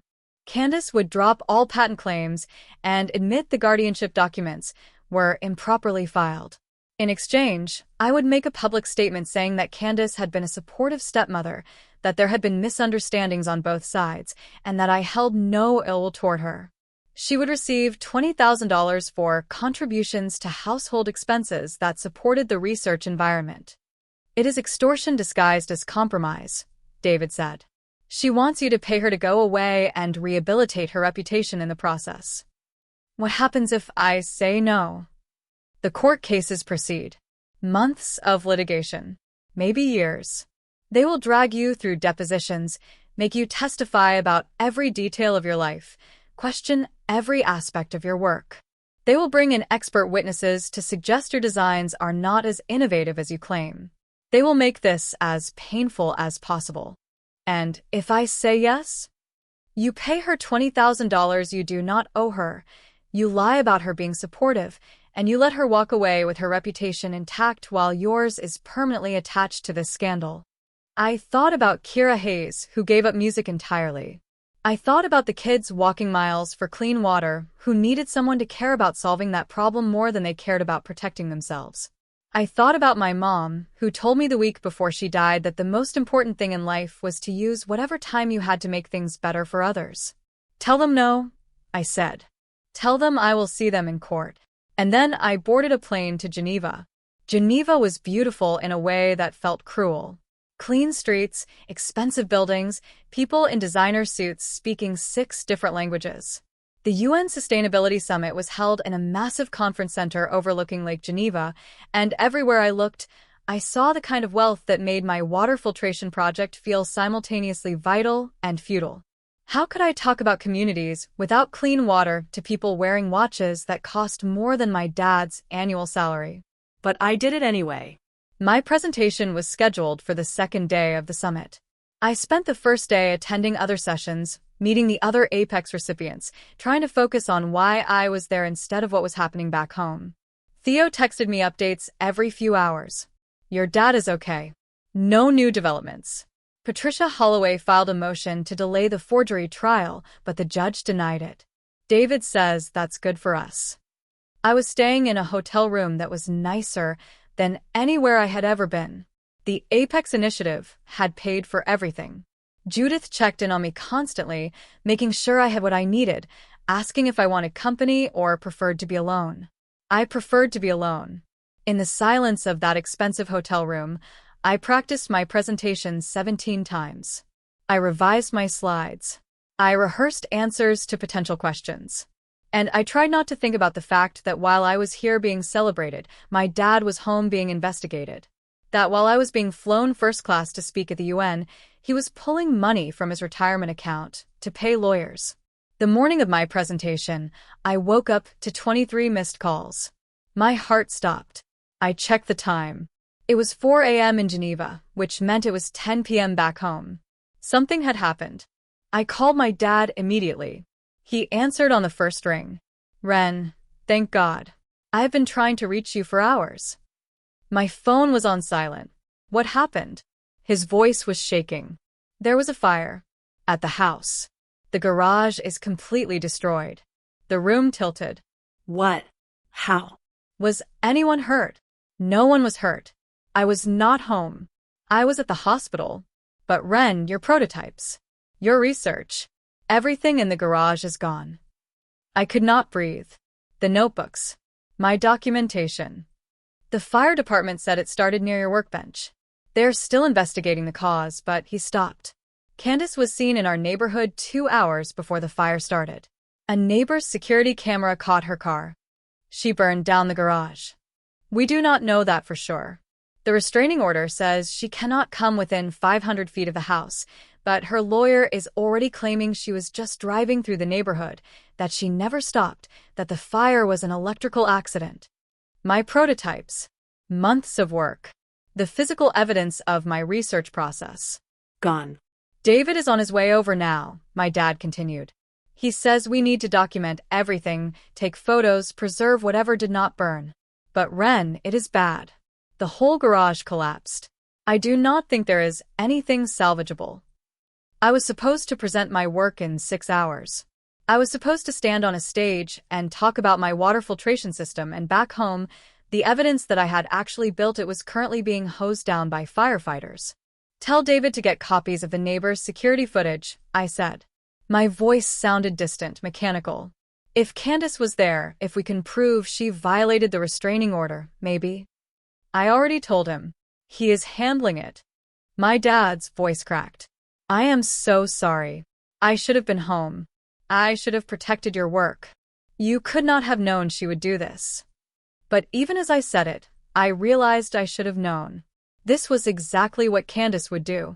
If she could not steal my work, she would destroy it. If she could not have it, no one could. After we hung up, I sat on the edge of the hotel bed, staring at my laptop where my presentation slides were open.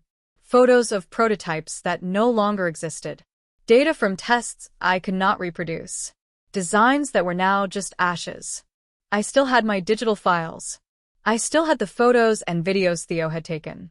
But the physical proof of my work, the thing that made it real and tangible, was gone. There was a knock at my door. I opened it to find Judith standing there in a hotel robe, her hair disheveled, her face concerned. "Ren, I just got a call from David Park.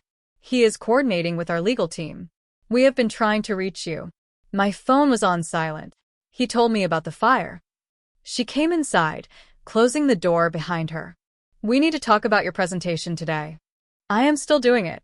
No one would blame you if you needed to postpone, given the circumstances." Candace burned down my garage to make me look like a fraud.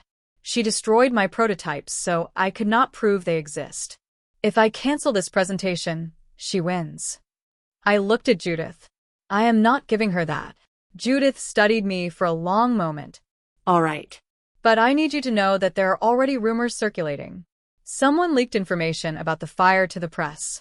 There are articles suggesting that maybe your prototypes never existed, that the fire is convenient timing, that you are covering up the fact that your invention was never viable. Of course, Candace's team had already weaponized this. Patricia Holloway released a statement an hour ago. Judith continued. She expressed concern for your family's safety and said it was tragic that Ren's experimental equipment had caused such a dangerous fire. She is implying that you were reckless, that your work was not properly supervised, that this proves you needed adult oversight. She burned down my garage and is now using it as proof that I am incompetent. We do not have proof she did it. Not yet. The investigation could take weeks. Judith sat down on the chair across from the bed. "Ren, I need to ask you something, and I need you to be completely honest with me. Do you have sufficient documentation to prove your work exists independent of the physical prototypes?" Yes. Videos, photos, dated files, witness testimony. And you are absolutely certain that no one helped you in ways you are not acknowledging? Because if there is any truth to the claims that Candace contributed, there is not. I felt something cold settle in my chest. Are you asking because you believe me, or because you are worried about the Apex Initiative's reputation? She had the grace to look uncomfortable. Both. I believe you. But I also have a responsibility to the organization. We have invested significant resources in your award. If this becomes a scandal that damages our credibility, then you will distance yourselves from me. That is not what I am saying. But it is what you are thinking. I stood up. I am going to do my presentation. I am going to answer questions honestly. And if the Apex Initiative decides that supporting me is too risky for your brand, I will understand. Judith left shortly after, and I was alone again with my presentation and the knowledge that everything I had built was quite literally burning down. I should have cried. I should have broken down. But I was too angry, too aware that Candace had planned this perfectly. She had waited until I was out of the country, until I was at my most visible moment, to destroy the evidence of my work. If I fell apart now, in front of the world's media at the UN summit, it would confirm every narrative her lawyers were building. Unstable teenager. Emotional. Unreliable. So I did not fall apart. I showered. I put on the professional outfit I had brought. I rehearsed my presentation one more time. And I try not to think about my garage, about the workbench my dad had built for me, about the prototypes I had spent months perfecting. At 9 a.m., I walked into the conference hall where my presentation was scheduled. The room held 300 people. Scientists, policymakers, journalists, other innovators. All waiting to hear about my work. I saw the cameras at the back of the room. I knew this was being live-streamed. Thousands of people watching. Including Candace, probably. Watching to see if I would crumble. Judith introduced me with the same warm speech she had given at the award ceremony. Then I stepped up to the podium and looked out at the audience. My name is Ren Cole, and last night, someone burned down my garage where I had been developing water filtration systems for underserved communities. The room went completely silent. I do not know yet if it was arson or accident, but I know that the physical prototypes I spent 8 months building are gone. The workbench where I tested hundreds of designs is destroyed. The notebooks where I documented every failure and success are ashes. I advanced to my first slide. A photo of my earliest prototype. But here is what they could not burn. The knowledge I gained. The process I developed. The understanding of how to create accessible, sustainable filtration using locally sourced materials. That is still here. I pointed to my head. And that is what I am going to share with you today. I gave the presentation I had prepared. I walked them through my research process, my design iterations, my testing protocols. I showed them the videos Theo had filmed. I explained the chemistry and materials science. I demonstrated the cost analysis and implementation strategy. And I did not mention Candace once. When I finished, there was a moment of silence. Then the applause started.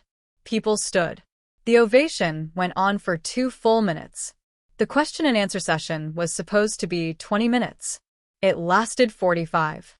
Scientists asked about my filtration methodology. Engineers asked about scalability.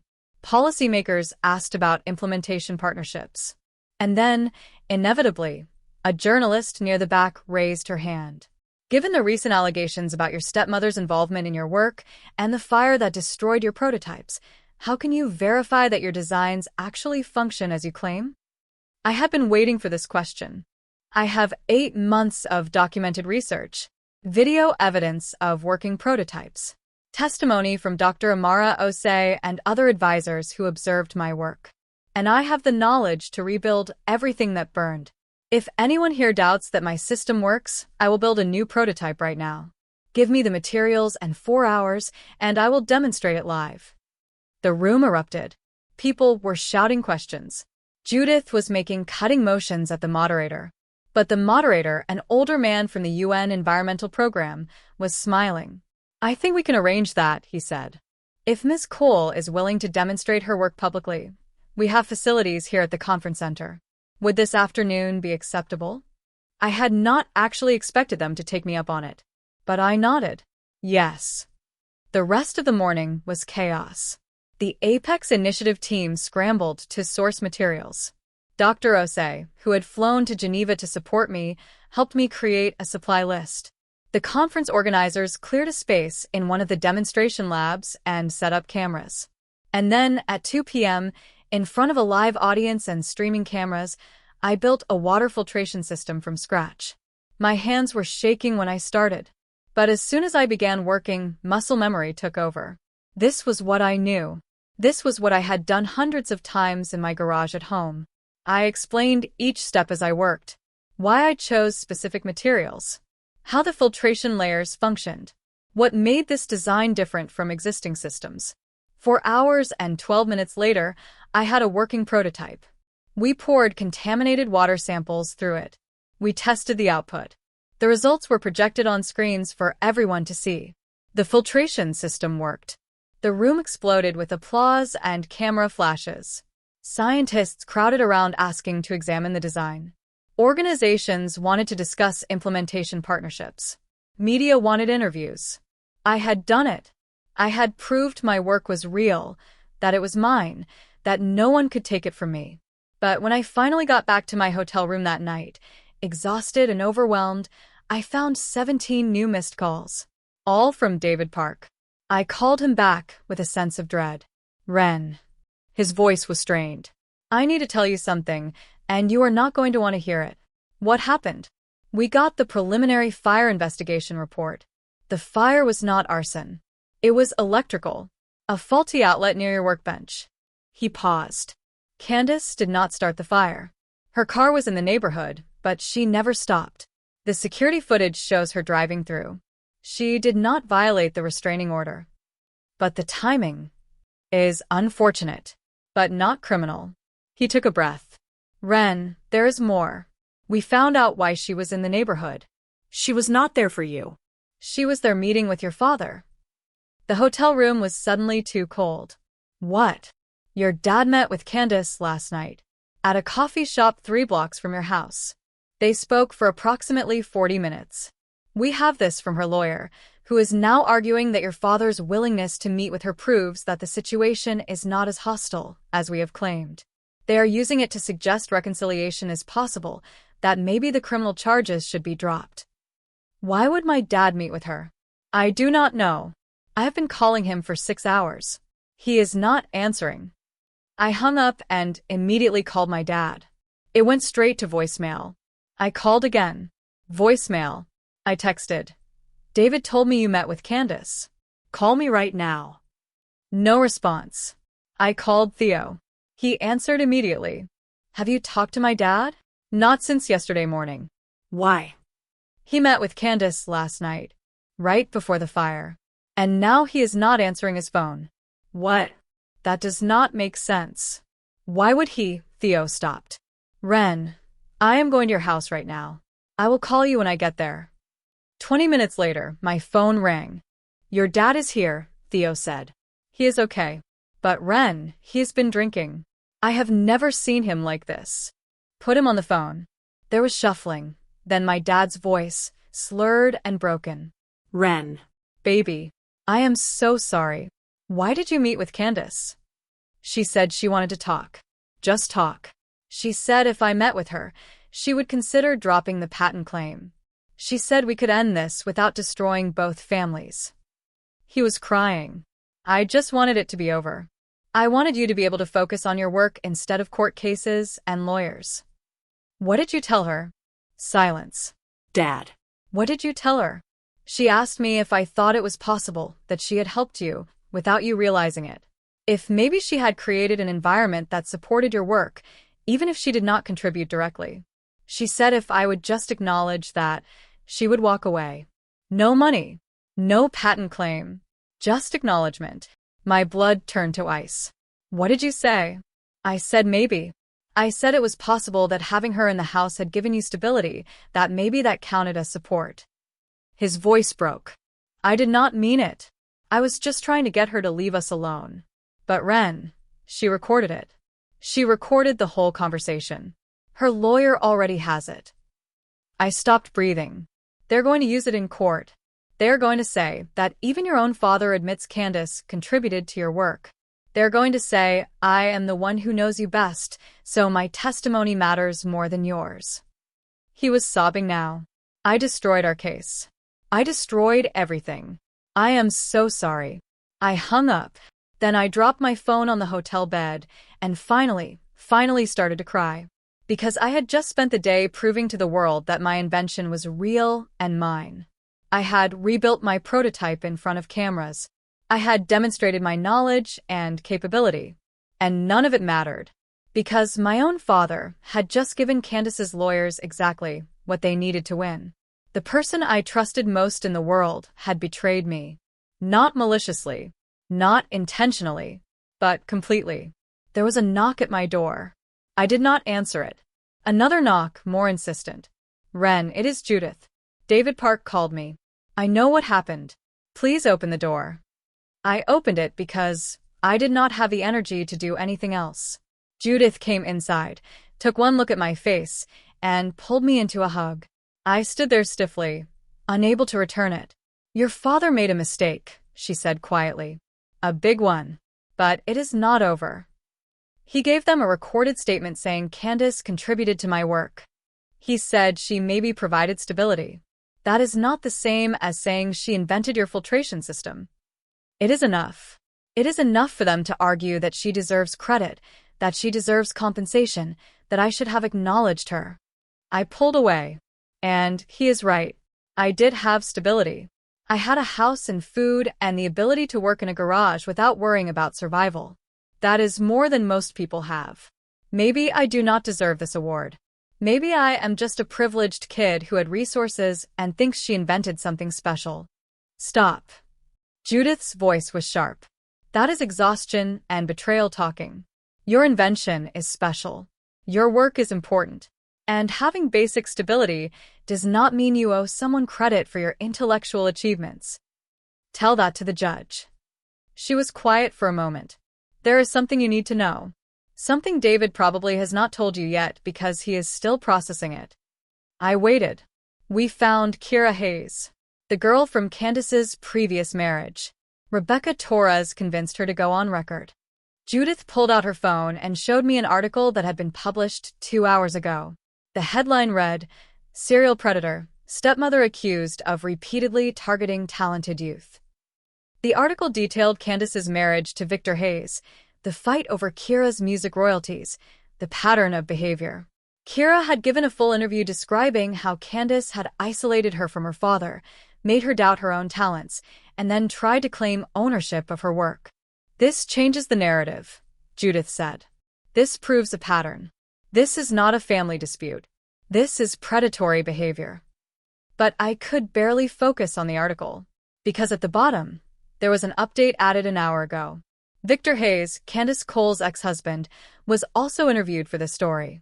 He reports that during their marriage, Candace had access to his financial accounts and is believed to have stolen approximately $30,000 before their divorce. He did not pursue charges at the time because he was focused on protecting his daughter. He now regrets that decision and has agreed to provide testimony in the current case against Ms. Cole.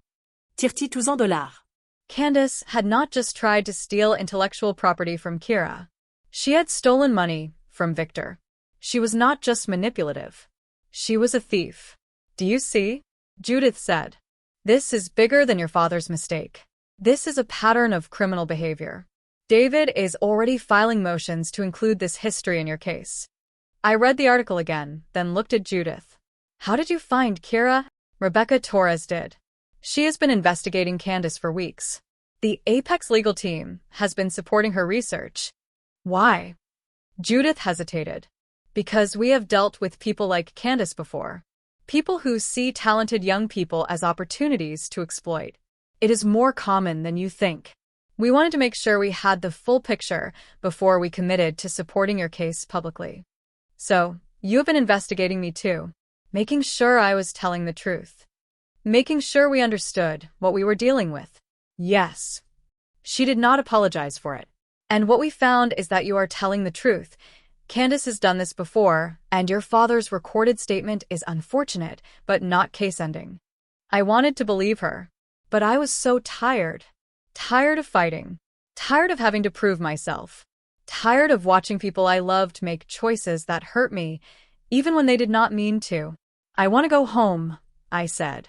"Your return flight is in 3 days. You have 2 more summit sessions scheduled, and there are organizations that want to meet with you about funding." "I want to go home now." Judith looked at me for a long moment, then nodded. "I will arrange it.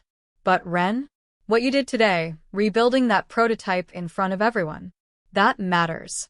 That is going to matter more than your father's statement. Do not forget that." After she left, I packed my suitcase mechanically. I had come to Geneva hopeful. I was leaving devastated. My phone buzzed.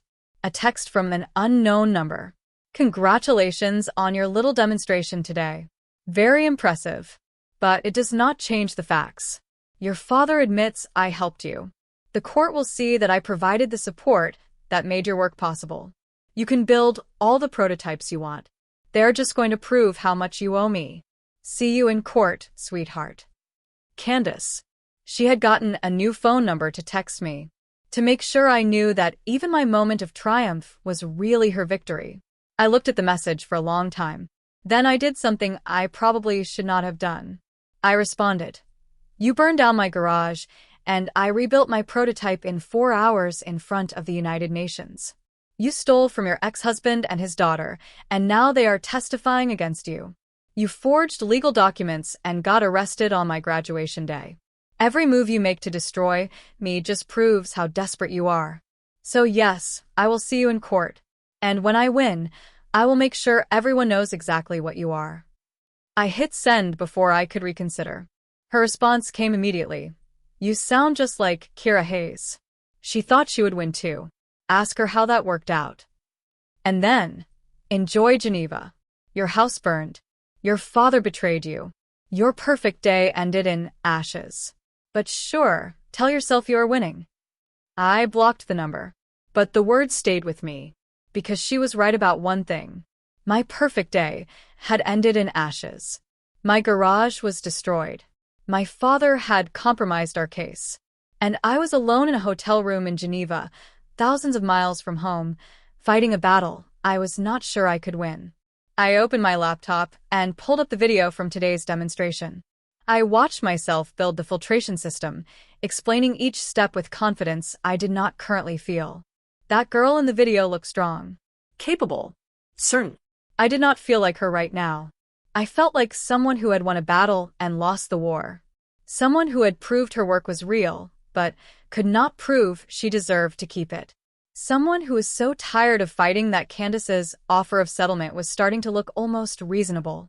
$20,000 to make it all go away. To stop the legal battles and the media attention and the constant assault on everything I had built. $20,000 to admit defeat and let Candace win, not the legal case, but the moral one. To let her rehabilitation her reputation, while mine was forever marked by this scandal.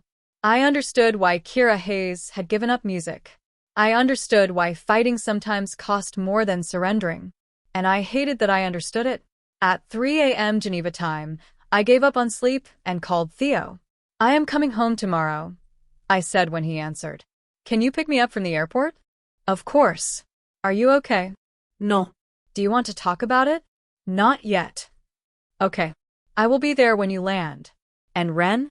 Your dad is a mess. He knows he screwed up. He has been calling me asking if I have heard from you. I do not want to talk to him right now." "I know. But eventually you will have to." "I know." After we hung up, I sat in the dark hotel room and watched the sun rise over Lake Geneva. It was beautiful, peaceful, completely disconnected from the disaster that was my life. Somewhere back home, my father was probably still drunk, still hating himself for what he had done. Somewhere, Candace was probably celebrating, knowing she had just gained the upper hand. Somewhere, Kira Hayes was probably reading about my case and remembering her own battle, hoping I would be stronger than she was. And I was here alone, trying to figure out if I had any strength left at all. The flight home was 17 hours with a layover in London. I did not sleep. I sat in my first-class seat, courtesy of the Apex Initiative, probably for the last time, and watched the clouds pass beneath us while my phone stayed in airplane mode. I was not ready to face the messages waiting for me. The emails. The calls. The texts from my father begging for forgiveness. When we landed, I turned my phone back on and immediately regretted it. 83 new emails. 47 text messages. 12 voicemails. I ignored all of them and walked through customs in a fog. Theo was waiting at arrivals, holding a coffee and looking like he had not slept either. When he saw me, his expression shifted from relief to concern. "You look terrible," he said. "Thanks." "I mean it. When was the last time you ate?" I could not remember. "Sometime yesterday? The day before?" He handed me the coffee and took my suitcase. Come on. "We need to get food in you before we deal with everything else. I just want to go home. Your home currently smells like smoke and has a condemned garage. You're coming to my place first." I did not have the energy to argue. Theo's parents were waiting when we got to his house. His mom, Linda, took one look at me and immediately went into crisis mode. Within 10 minutes, I was sitting at their kitchen table with a plate of food I did not want and a glass of water I forced myself to drink. "Your father has called here 6 times, Linda said gently. "He is very worried about you. He should be worried about what he did to our case." Theo's father, Marcus. No, I should not use that name. His father's name was James. James sat down across from me. "Ren, I know you are angry with your father. You have every right to be. But I have known Michael for 15 years. He is a good man who made a terrible mistake because he was desperate to protect you. He did not protect me. He gave Candace ammunition. He gave her a statement that can be challenged," James said. "My brother is a contract lawyer, and I had him listen to the recording. Your dad never said Candace contributed to your invention. He said she might have provided stability. Any competent lawyer can argue that is not the same as intellectual contribution. Patricia Holloway is more than competent. So is David Park. And now he has a pattern of predatory behavior to present. Ren, your case is not destroyed. It is just harder." But I was not sure I had the strength for harder. I stayed at Theo's house for 2 days. I slept in their guest room and avoided looking at my phone. I knew I was hiding, but I did not care. The world outside that house was full of court dates and media scrutiny, and a father I could not face yet. On the third day, David Park showed up. Linda let him in, and he sat down in the living room where I had been attempting to watch television without actually seeing it. "We need to talk," he said. "I do not want to hear how bad it is. Then you are going to hate what I have to say." He opened his briefcase and pulled out a folder. "The prosecution is willing to move forward with the forgery charges against Candace. The handwriting analysis confirms she signed documents without your father's permission. That case is solid." "Okay. But the patent dispute has gotten complicated. Candace's team has filed a countersuit claiming that you defamed her by making false accusations of theft. They are suing you for damages to her reputation and emotional distress." I stared at him. "She tried to steal my invention, and now she is suing me?" Yes. "For $200,000. The number hit me like a physical blow. "We do not have that kind of money." "I know. That is the point. They are trying to force you into bankruptcy. If you cannot afford to fight both cases, you will have to settle. And their settlement offer has changed." He pulled out another document. "They want 40% ownership of your filtration system patent, full credit as co-developer, and a public apology from you for false accusations. In exchange, they drop both lawsuits. 40% and co-developer credit, which means her name goes on every article, every patent filing, every piece of publicity. Forever." I felt sick. What if I say no? Then we go to trial on both cases. The forgery case we will win. But the defamation case is shakier, especially now that we have your father's recorded statement. They're going to argue that even your own father admits she contributed, so calling her a thief is defamatory. He paused. "Ren, I need to be honest with you. If we lose the defamation case, you could owe her $200,000. Your father would likely have to declare bankruptcy. You would start college with crushing debt. And the legal fees to fight both cases could run another $100,000. So either I give her 40% of my invention, or I risk losing everything." "Yes." I looked at Theo, who was standing in the doorway. His face was pale. "There has to be another option," Theo said. "There is," David replied. "We could try to negotiate a lower settlement. Maybe 20% instead of 40. Maybe financial compensation instead of patent ownership. But Ren, they know they have leverage now. They are not going to back down easily." "When do I have to decide?" "You have a week before we have to respond to the countersuit. But honestly, the sooner the better. Every day this drags on, the legal fees mount." After David left, I sat in the living room staring at nothing. Linda brought me tea I did not drink. James turned off the television I had not been watching. Theo sat next to me in silence. "I am going to lose," I finally said. "Even if we win the legal case, I lose. Because I will be hundreds of thousands of dollars in debt. My dad will be bankrupt. And I will spend the next decade paying for the privilege of keeping work that was always mine." "Or you settle and give her partial credit," Theo said quietly. "Which means she wins. Which means Kira Hayes was right to give up music, because fighting costs more than surrendering." I looked at him. "Which means every other kid Candace targets in the future will know that she got away with it. That she can steal from talented young people and face no real consequences. That is not your responsibility." "Then whose is it?" He did not have an answer for that. That night, I finally went home. My dad's car was in the driveway. The garage was a burned-out shell, cordoned off with caution tape. The house looked smaller than I remembered. I used my key to let myself in. My dad was sitting at the kitchen table with a bottle of whiskey in front of him. He looked like he had aged 10 years in the past week. When he saw me, he stood up so fast his chair fell over. "Ren." "I have been so worried. I called everyone. I thought," his voice broke. "I thought you might not come back. I live here. I know. After what I did, I thought you might hate me too much to come home." I set my suitcase down. "I do not hate you. You should. I destroyed everything. I gave her exactly what she needed. I am so stupid. I am so—" "Stop. I was too tired for this. You made a mistake. A huge one. But you were trying to help. That does not make it better. No. It does not. I sat down at the table. David came to see me today. Candace is suing me for defamation. $200,000. His face went white. What? I told him everything. The countersuit. The new settlement offer.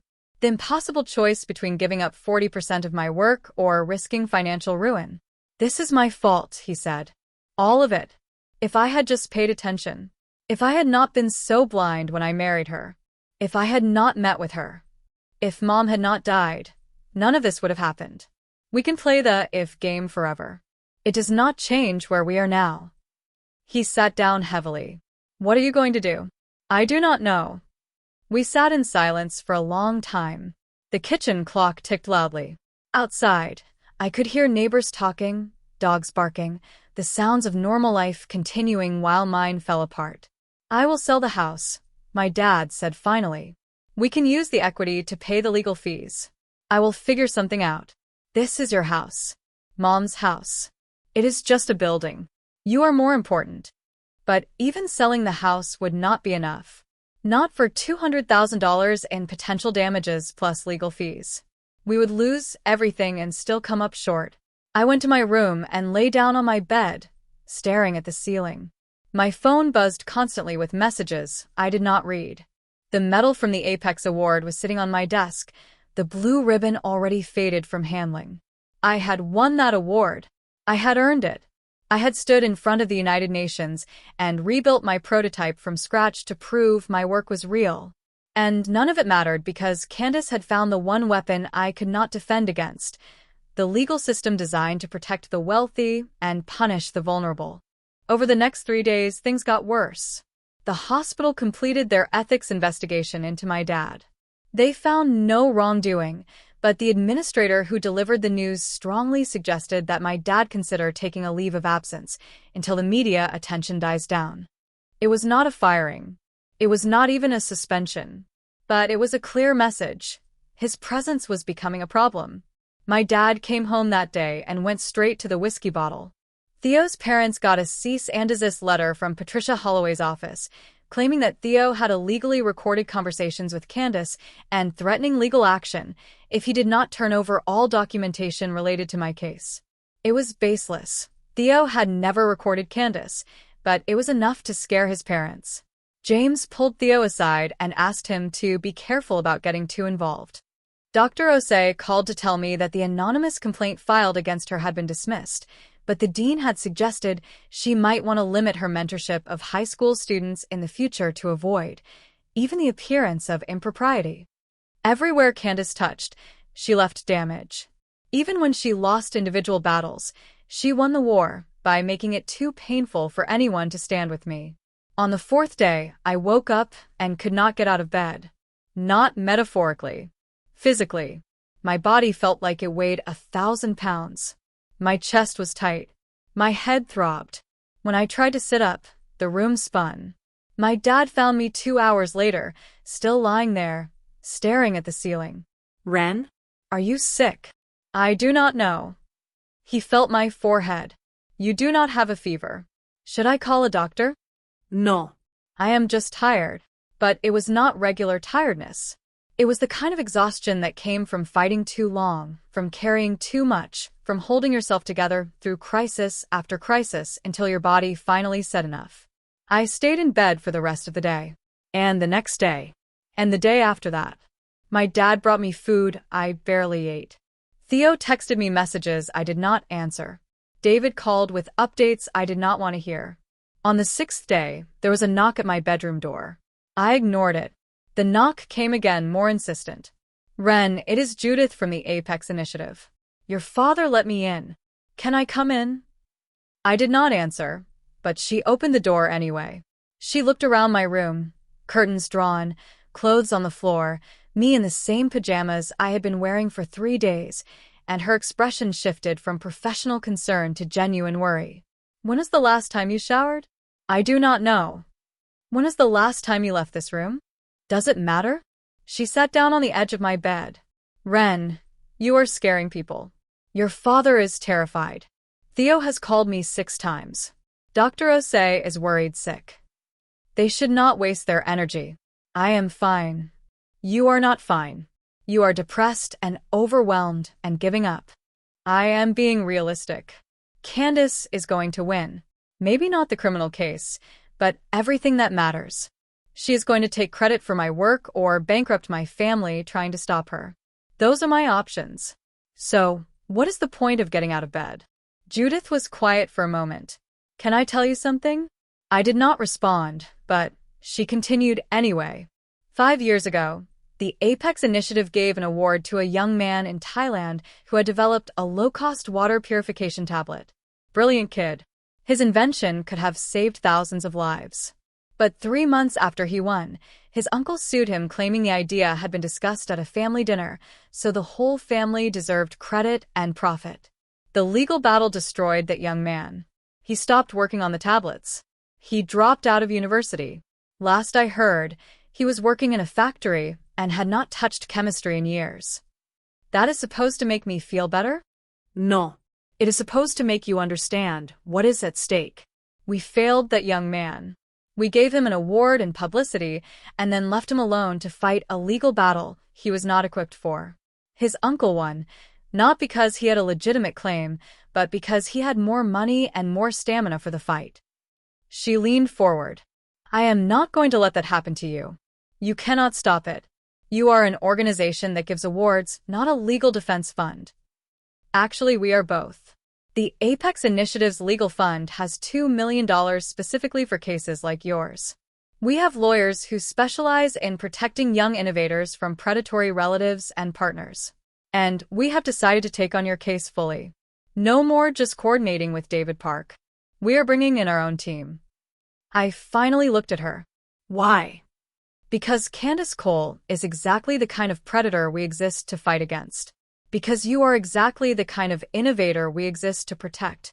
And because if we do not draw a line here, we are telling every future recipient that they are on their own when someone tries to steal their work. Your legal team cannot change what my father said on that recording. No. But they can bury it in so much other evidence that it becomes a footnote instead of the centerpiece. We have investigators who are looking into every aspect of Candace's life. Her finances, her work history, her previous relationships. If there is dirt, we will find it. And if there is not, there is always dirt on people like Candace. She has been doing this too long to have not made mistakes. Judith stood up. But Ren, I need you to do something for me. I need you to get out of this bed, take a shower, eat a meal, and come to the meeting tomorrow with our legal team. Can you do that? I wanted to say no. I wanted to pull the covers over my head and disappear. But there was something in Judith's voice. Not pity. Not even sympathy.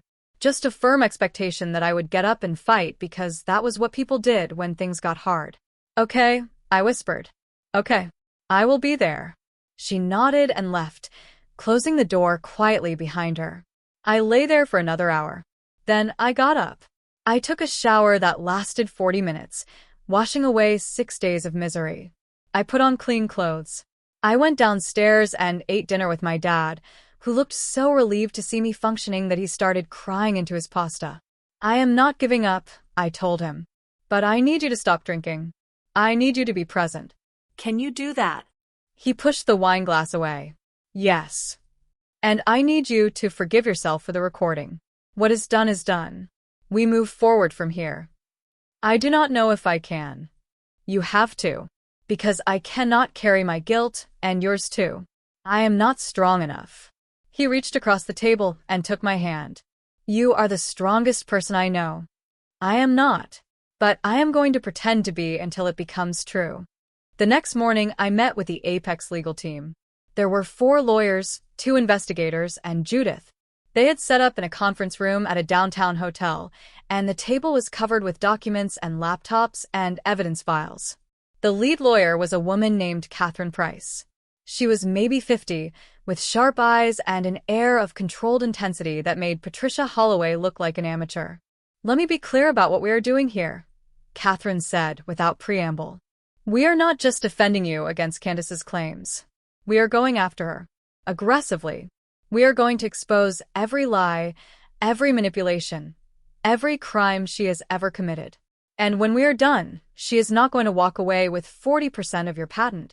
She is going to walk away with a criminal record and a reputation so destroyed that no one will ever hire her again. Can you actually do that? Watch us. She nodded to one of the investigators, a man named Raymond. Tell her what you found. Raymond opened a laptop. Candace Cole has worked at 7 different hospitals in the past 15 years. That is an unusually high number for a nurse with her experience level. So we started calling her former employers. 3 of them reported that she left under questionable circumstances. One mentioned missing medication inventory. Another mentioned inappropriate access to patient records. Nothing was ever prosecuted, but the patterns are there. Missing medication? I repeated. We think she was stealing prescription drugs and selling them. We have testimony from a former coworker who is willing to say Candace asked her to help cover up inventory discrepancies. Raymond pulled up another file. We also found that Candace filed for bankruptcy 8 years ago. She listed debts of nearly $80,000, mostly credit card debt and personal loans. She claimed she was caring for a sick relative, but we cannot find any evidence of a relative who was sick during that time period. So, she was just spending money she did not have, Theo said. He had come to the meeting with me for moral support. Exactly. And here is where it gets interesting. Raymond pulled up a photo of a bank statement. 3 months after her bankruptcy discharge, she received a cash deposit of $35,000. The deposit slip says it was from a personal settlement, but there is no record of any lawsuit or legal settlement in her name from that time period. Catherine leaned forward. We think she ran the same con on someone else. Someone who paid her to go away before it became public. We are trying to track down who that was. Even if you do, I said, how does that help my case? It proves she is a bad person, but not that she stole my invention. It establishes pattern and motive. It shows the jury that Candace Cole is someone who targets vulnerable people, manipulates them, and steals from them. It makes your story not just believable, but predictable. Catherine slid a folder across the table to me. And we have more. Your friend Rebecca Torres has been doing excellent investigative work. She found 2 other families that Candace was involved with before she married your father. Both had talented children. Both relationships ended badly. Neither pursued legal action, but both are willing to testify about her behavior. I opened the folder. Inside were sworn statements from 2 different families describing patterns eerily similar to my own experience. Candace inserting herself into their lives, showing interest in their children's talents, slowly isolating them from friends and support systems.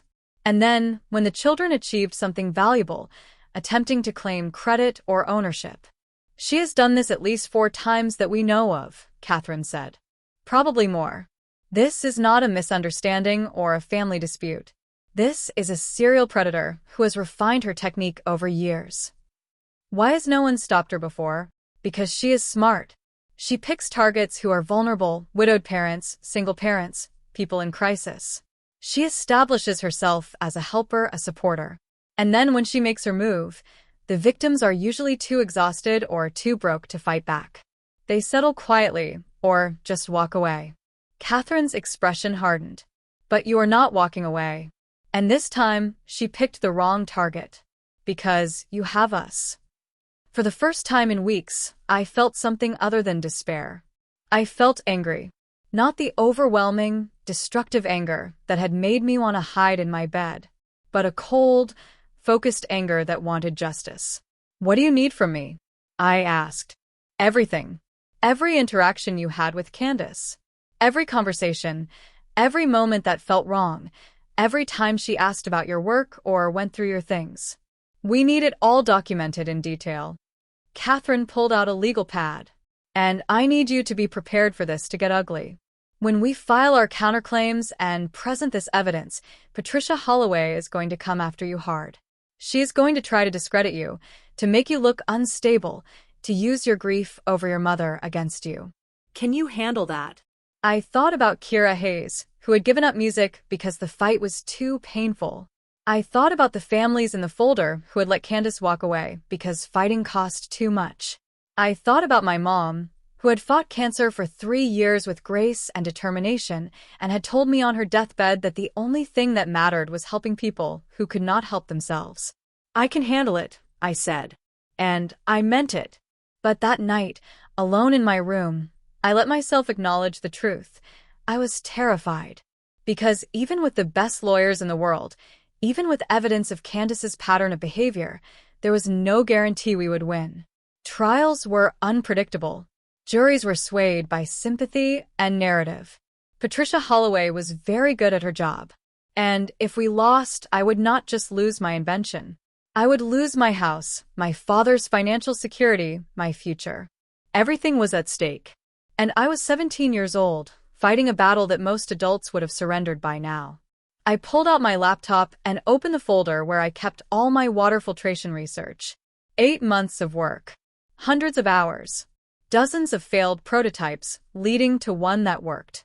All of it at risk of being taken by someone who had contributed nothing but manipulation and theft. I made a decision then. If I was going to fight, I was going to fight all the way. No settlements. No compromises. No giving Candace a single inch of credit or profit. Either I won completely, or I lost everything trying. There was no middle ground anymore. I texted Catherine. I am ready. Let's destroy her. Her response came immediately. That's what I wanted to hear. See you tomorrow. We have work to do. I closed my laptop and lay back on my bed, staring at the ceiling where I had stared for 6 days of despair. But I was not despairing anymore. I was preparing for war. The preparation for trial consumed the next 3 weeks. I spent every day in that hotel conference room with Catherine and her team, going through every detail of my life since the day Candace entered it. Tell me again about the first time you felt uncomfortable around her, Catherine would say, and I would repeat the story about finding her in my room looking for stamps that were not there. Walk me through the timeline of when you started your water filtration project versus when she started showing interest in your garage work. Describe every conversation you had with her about your future, your education, your plans. They were building a narrative, not just a legal defense, but a story that would make sense to a jury. A story where I was not just a victim, but a survivor. Where Candace was not just a bad stepmother, but a calculating predator. The forgery trial was scheduled first, set for 6 weeks away. The patent dispute and defamation countersuit would come after. Catherine's strategy was to win the criminal case decisively, then use that momentum to crush the civil cases. If we can get a jury to convict her of forgery and fraud, it becomes much harder for her to claim she was a supportive stepmother wrongly accused, Catherine explained. The criminal conviction establishes her as a liar and a manipulator. Everything else follows from there. But first, we had to survive discovery. Patricia Holloway's team subpoenaed everything. My school records going back to elementary school. My medical records, including the grief counseling sessions after my mom died. My social media accounts, my text messages, my emails. They requested interviews with my teachers, my classmates, my neighbors. They were looking for anything they could use to paint me as unstable, dishonest, or unreliable. And they found things. Of course they did. There was the time in 9th grade when I had been caught cheating on a math test. I had not actually cheated. I had forgotten my calculator and borrowed one from a friend that still had formulas programmed into it, but the teacher had marked it as academic dishonesty anyway. It had been resolved with a conversation and a retake, but it was there in my permanent record. There were text messages from after my mom died, where I said I hated my life and wished I could disappear. Normal grief for a 14-year-old who had just lost her mother, but Patricia Holloway's team was going to use them to suggest I was suicidal and dramatic. There was a Facebook post from 3 years ago where I had joked about being so desperate for scholarship money that I would invent a fake charity if that's what it took. It was obviously a joke, made in frustration after a college planning seminar. But they were going to use it to suggest I was willing to lie and cheat for financial gain. Every normal teenager moment, every expression of grief or frustration or humor was being weaponized against me. This is what they do, Catherine said when I started panicking about the Facebook post. They take normal human behavior and twist it until you sound like a monster. But we're going to do the same thing to Candace, except we do not have to twist anything. The truth about her is already monstrous. Raymond and his investigation team had been busy. They found the person who had paid Candace $35,000 to go away 8 years ago. A man named Robert Chen who had hired Candace as a home health aide for his elderly mother. 6 months into the job, Robert's mother changed her will to leave Candace $50,000. Robert contested it, claiming Candace had manipulated his mother. They settled out of court, with Robert paying Candace to walk away and sign a non-disclosure agreement. He is willing to break the NDA and testify, Raymond reported. He says he has regretted letting her get away with it for years. When he heard about your case, he called us. They found evidence of the medication theft from 2 different hospitals. Nothing that had been prosecuted, but enough to establish a pattern. Pharmacy logs showing discrepancies during Candace's shifts. Incident reports that had been filed, but not pursued. They found 3 more families that Candace had targeted. Not all the children were talented in ways that led to patents or royalties. One was an athlete, another was an artist, but the pattern was identical. Candace befriending a vulnerable single parent. Becoming indispensable. Showing interest in the child's talents. And then, when the child achieved something valuable, attempting to claim credit or compensation. We have 7 instances of this behavior over 15 years, Catherine said. 7 families. 7 talented children. 7 attempts to steal or manipulate or extort. This is not a family dispute. This is a criminal enterprise. But the strongest evidence came from somewhere unexpected. My dad's office had a security system. Nothing fancy, just a basic camera that recorded the hallway outside his door at home. He had installed it years ago after a break-in in our neighborhood and had basically forgotten about it. The footage was stored on a cloud server, automatically deleted after 90 days. Theo thought to check it. And there, in grainy black and white footage from 4 months ago, was Candace going into my dad's office at 2 in the morning. She was carrying a folder. She stayed inside for 18 minutes. When she came out, she was carrying the same folder, but now it was thicker. The timestamp was from 2 weeks before she filed the fraudulent patent application. She was copying her birth certificate and legal documents, Catherine said, watching the footage for the 5th time. This is proof of premeditation. This shows her going into your father's office in the middle of the night to gather documents she would later use to commit forgery. We had her. Not just circumstantially. Not just with pattern evidence. We had direct proof that she had been planning this for months. Catherine filed an emergency motion to include the security footage in the forgery trial. Patricia Holloway fought it, claiming it was prejudicial and that the timestamp could not be verified. The judge allowed it. The trial date was 3 weeks away when Patricia Holloway called for a meeting. She wants to negotiate, Catherine told me over the phone. She knows the security footage is devastating. She is trying to find a way out that does not end with her client in prison. What is she offering? Candace will plead guilty to a misdemeanor charge of filing false documents. No jail time, just probation and a fine. She will drop all patent claims and the defamation lawsuit. She will sign a statement saying you are the sole inventor of your filtration system, and she will agree to never contact you or your father again. It was everything I wanted. Everything except one thing. What do we have to give up? Catherine hesitated. You have to agree not to pursue further criminal charges. And you have to agree not to speak publicly about the case in a way that damages her reputation. Essentially, you win, but quietly. She gets to walk away with a misdemeanor and move on to her next victim. Yes. I thought about Kira Hayes, about Robert Chen's elderly mother, about all the families who had settled quietly because fighting was too hard.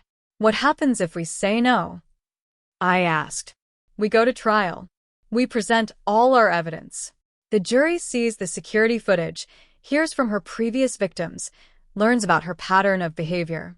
If we win, and I think we will, she goes to prison for 3 to 5 years for felony forgery and fraud. Her nursing license is revoked. Her reputation is destroyed. She will never be able to do this to anyone else.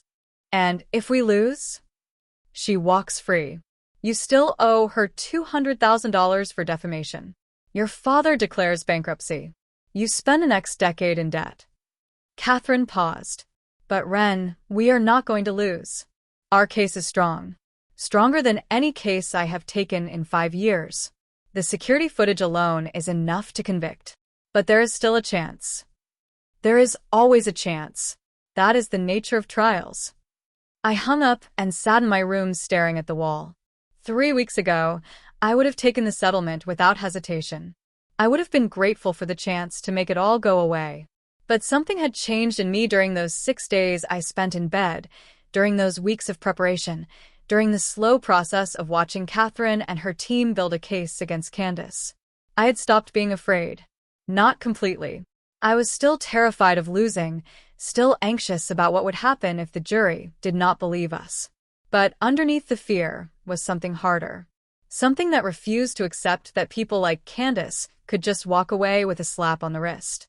I called Catherine back. I want to ask you something, and I need you to be completely honest with me. All right. If this was not my case, if you were advising someone else in this situation, would you tell them to take the settlement? She was quiet for a long moment. Yes. The settlement is a guaranteed win. It gives you everything you need to move forward with your life. Taking it to trial is a risk, even with a strong case. But what would you do? If it was you, if someone had tried to steal your work and destroy your life? I would go to trial, because I would want her in prison where she could not hurt anyone else. But Ren, I am a 50-year-old lawyer with resources and experience. You are 17. You should not have to carry the burden of protecting Candace's future victims. But if I do not, who will? That is not fair to you. I know, but it is still true. I thought about the water filtration system I had built, about the kids who walked miles every day for clean water, about using whatever privilege and resources I had to help people who had less. I had built my invention because I could not stand the thought of people suffering when I had the ability to help them. How could I take the safe option now when I knew Candace would just find another talented kid to exploit? I want to go to trial, I said. Are you sure? No. But I am going to do it anyway. Catherine was quiet for a moment. All right, then we go to trial. And we win. After we hung up, I went downstairs where my dad was making dinner. He had stopped drinking like I asked. He was going to therapy twice a week. He was trying to rebuild himself into someone I could rely on. Catherine called, I said. Candace offered a settlement. He turned from the stove, hope flickering across his face. And I said no. The hope died. Ren, maybe you should reconsider. If we can end this without a trial. We could. But then Candace moves on to the next family, the next talented kid. And she does it all again.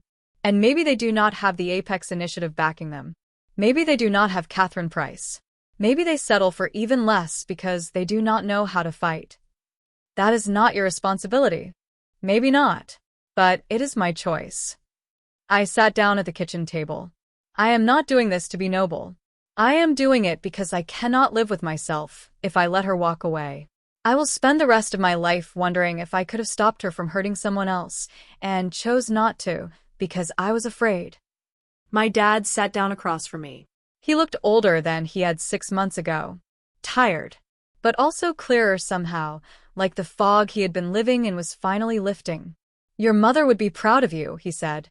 And terrified, but mostly proud. I am terrified too. Good. That means you understand what is at stake.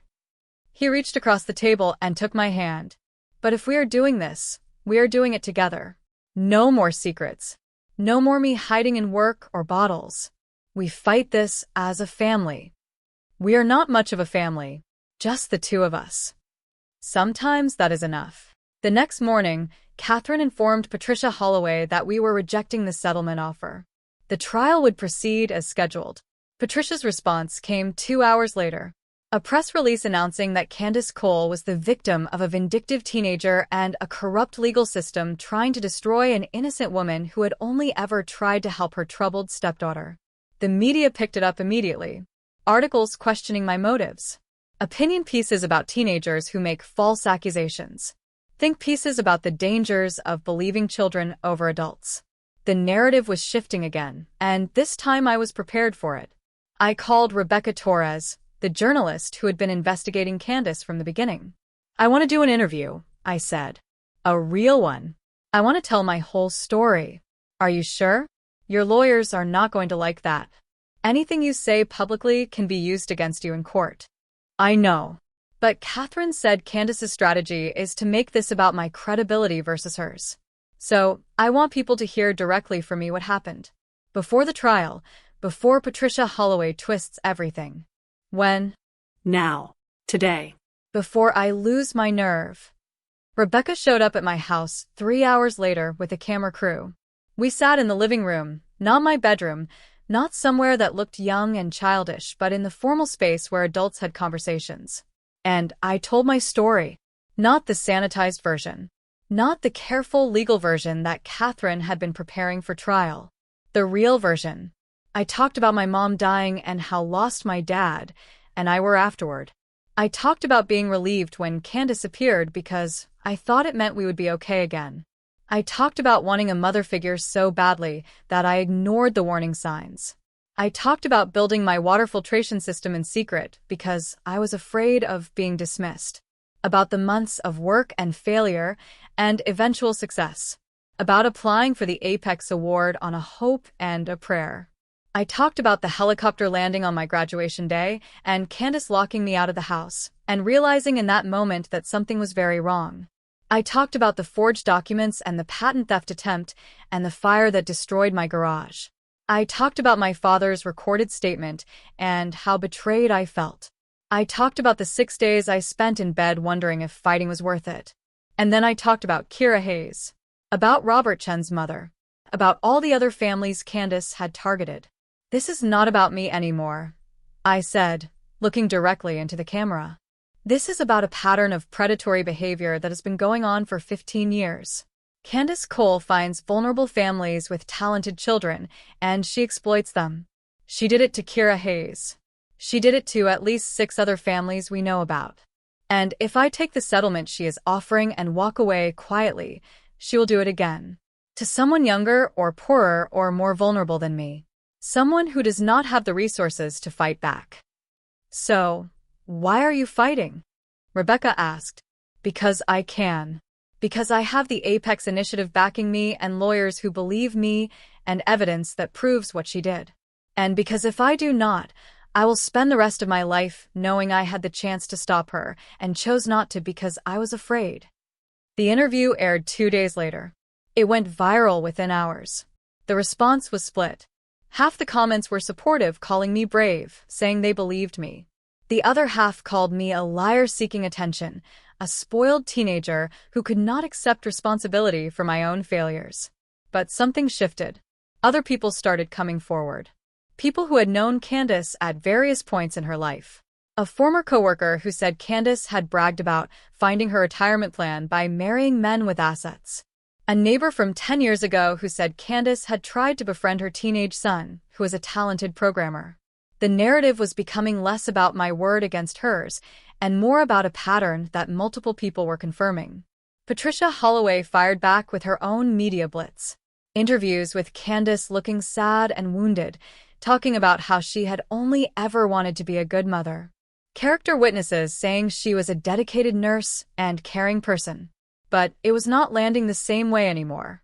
Because I had spoken first, from the heart, without artifice or spin. And people could see the difference. Theo showed me the social media analytics. "Your interview has been viewed 2 million times. The hashtag #JusticeForN is trending. There are support groups forming. People are sharing their own stories of being exploited by family members or step-parents. Is that good or bad for the trial?" Catherine says it is neutral. The jury will be instructed not to consider outside media. But it means public opinion is shifting in your favor, which puts pressure on Patricia to settle. But Patricia did not offer another settlement. She doubled down. 1 week before the trial, she held a press conference announcing that Candace would be taking the stand in her own defense. That she would be telling her side of the story, the truth that had been drowned out by my campaign of lies and manipulation. "She's going to testify," Catherine said when she called to tell me. "That is either brilliant or suicidal. If she is convincing on the stand, she could win over the jury. If she cracks under cross-examination, we destroy her. Which do you think will happen? I think she is a practiced liar who has been doing this for 15 years. She will be convincing. But I also think we have evidence she cannot explain away. So, it comes down to whether the jury believes her story or the evidence. 5 days before trial, I woke up in the middle of the night with a realization. I was going to have to testify.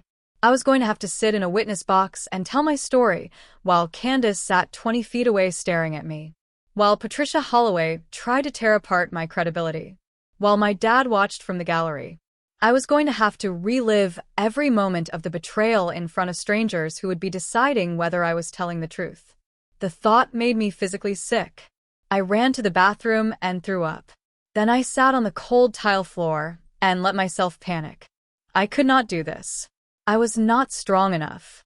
I was just a kid playing at being brave, and when it came down to actually facing Candace in court, I would fall apart. There was a knock on the bathroom door. "Ren, you okay?" My dad's voice, worried. "I cannot do this." "Can I come in?" I unlocked the door. He sat down on the floor next to me in his pajamas. "I am scared," I admitted. "Good. That means you are not stupid." He handed me a towel. "But being scared does not mean you cannot do it. It just means it is going to be hard." What if I mess up on the stand? What if Patricia makes me look like a liar? Then Catherine will redirect and fix it. And the jury will see a 17-year-old girl who is nervous, but telling the truth. Ren, you do not have to be perfect. You just have to be honest. What if honest is not enough? Then we deal with it. Together. But we do not run from it. He put his arm around me. Your mom used to say that courage is not the absence of fear. It is doing the right thing even when you are terrified. You are being courageous right now, even if it does not feel like it. I leaned against him and let myself be 17 for a moment. Let myself be a scared kid who wanted her dad to fix everything. But I knew he could not. Nobody could. The only way out was through. "Okay," I said finally. "Okay. I can do this." "Yes, you can." 3 days before trial, Catherine held a final preparation session. She walked me through every question she would ask, every question Patricia might ask, how to handle hostile cross-examination. "Remember," Catherine said, "Patricia is going to try to make you angry or flustered. She's going to bring up your mother's death, your grief counseling, the Facebook post, everything. She wants you to cry or lose your temper or say something you will regret. Do not give her that." How do I not react when she is attacking my dead mother? You take a breath. You count to 3. And you answer the question as simply and honestly as possible. Do not defend. Do not explain more than necessary. Just answer what was asked. We practiced for 6 hours. By the end, I was exhausted and my answers were starting to sound robotic. "Good," Catherine said. "That is good. Calm and factual is better than emotional and defensive." The night before the trial, I could not sleep. I lay in bed staring at the ceiling, running through testimony in my head, imagining every way it could go wrong. At midnight, my phone buzzed. A text from Theo. "You're going to do great tomorrow. The truth is on your side. And so am I. Get some sleep." Then one from Dr. Osei. "Remember why you started this work. Not for awards or recognition, but to help people. That purpose will carry you through tomorrow." Then one from Judith. "The Apex Initiative stands with you. Whatever happens, you've already proven your worth." And finally, one from a number I did not recognize. "This is Kira Hayes. Rebecca Torres gave me your number. I just wanted you to know that I will be in the courtroom tomorrow. You are fighting the battle. I was too weak to fight. Thank you." I read that last message 3 times.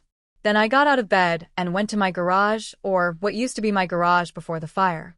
The condemned tape was still up, but I ducked under it and stood in the burned-out shell where I had built my prototypes. The workbench was destroyed. The walls were black with soot. The smell of smoke still lingered. But standing there, I could remember every prototype I had built. Every failure that led to success. Every hour I had spent here believing I could create something that mattered. Candace had burned down the physical space, but she had not burned down my knowledge or my determination or my ability to rebuild. I was stronger than the fire. I was stronger than her. And tomorrow I was going to prove it. I went back to bed and slept for 5 hours. When I woke up, it was the day of the trial. The day everything would be decided. I put on the navy suit Catherine had helped me pick out. Professional but not pretentious. Young but not childish. I looked at myself in the mirror and barely recognized the girl staring back. 6 months ago, I had been a high school senior who just wanted to build something meaningful. Now I was someone who had been betrayed, destroyed, and rebuilt into something harder. "You ready?" my dad asked from my doorway. I was not. I would never be ready for this. But I nodded anyway. "Let's go." The courthouse was smaller than I expected. I had pictured something grand like you see in movies, but this was just a regular county building with fluorescent lights and linoleum floors. The courtroom itself was packed. Catherine had warned me there would be media attention, but I was not prepared for the cameras outside, the reporters shouting questions, the crowd of people waiting to get seats in the gallery. I walked in with my dad on one side and Catherine on the other, keeping my eyes forward, trying not to see the faces watching me. And then I saw her. Candace sat at the defense table with Patricia Holloway, wearing a conservative gray dress and minimal makeup. She looked smaller than I remembered. Older. Almost fragile. It was a performance, I realized. She was playing the role of the wronged woman, the dedicated nurse who had tried to help a troubled girl and been falsely accused. When our eyes met, she did not look away. She just smiled slightly, sadly, like she pitied me. I looked away first. The jury filed in. 12 people who would decide everything. I studied their faces, trying to read them, but Catherine had warned me not to do that. "Juries are unpredictable," she had said. "Do not try to guess what they are thinking." The judge, a woman named Justice Marion Foster, called the court to order. Patricia Holloway stood to give her opening statement. "Ladies and gentlemen of the jury, this is a case about a troubled young woman who cannot accept responsibility for her own behavior. Wren Cole is undoubtedly talented. No one disputes that. But talent does not give you the right to destroy someone's life when they try to hold you accountable." I felt my dad tense beside me in the gallery. Candace Cole is a dedicated healthcare professional who married a widower and tried to be a mother to his daughter. She provided a stable home. She encouraged Wren's interests. She supported her work, even when Wren was secretive and defensive about it. And when Candace tried to ensure proper legal documentation for a project developed in her home, using resources she provided, Wren responded with false accusations of theft and forgery. Patricia walked toward the jury box, her voice growing more passionate. "The prosecution will show you documents that Candace signed. They will tell you these signatures are forgeries. But what they will not tell you is that in married households, spouses sign for each other all the time. That Candace had her husband's verbal permission to handle legal paperwork while he was overwhelmed with work. That this is not forgery, it is a wife helping her family." Several jurors were nodding slightly. "They will tell you about Candace's past relationships. They will parade people before you claiming she targeted them. But what they will not tell you is that Candace has a pattern of helping families in crisis, of supporting talented young people, of trying to make a difference. Sometimes those relationships end badly. That does not make her a criminal." Patricia returned to her table, placing her hand on Candace's shoulder in a gesture of support. "When this trial is over, you'll see that Candace Cole is not a predator. She is a victim of a vengeful teenager who cannot accept that she needed help to succeed. We ask that you see through the lies and find her not guilty. Thank you." She sat down, and Candace reached up to squeeze her hand, her eyes glistening with tears. It was a strong opening. I could feel it in the room. Then Catherine stood up. She did not walk toward the jury. She just stood at our table, looking at them directly. "Patricia Holloway just told you this is about a troubled teenager who cannot accept accountability. She is right about one thing. This is about accountability. But not Wren's. Candace Cole's." Catherine pressed a button, and the screen behind her lit up with a timeline. Over the past 15 years, Candace Cole has been involved with 7 different families. 7 vulnerable single parents. 7 talented children. And in every single case, those relationships ended with Candace attempting to claim credit, compensation, or control over the children's achievements. The timeline showed photos of each family, dates of relationships, and outcomes. Kira Hayes. A talented musician whose song was sold to a recording studio. Candace tried to claim 30% of royalties, stating she had created the supportive environment that allowed the work to happen. Sound familiar? Robert Chen's mother, who changed her will to leave Candace $50,000 after 6 months of home health care. Robert settled for $35,000 to make Candace go away. 3 other families who will testify to similar patterns. Candace inserting herself into their lives, gaining their trust, and then attempting to profit from their children's talents. Catherine let that sink in.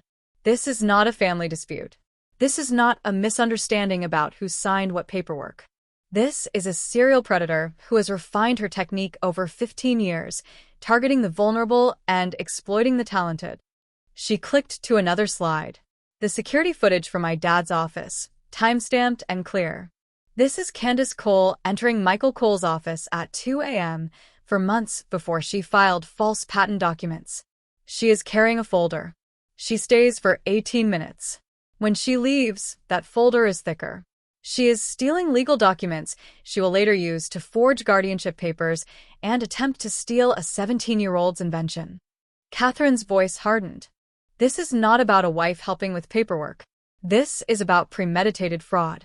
And by the end of this trial, you will have no doubt that Candace Cole is guilty of every charge against her.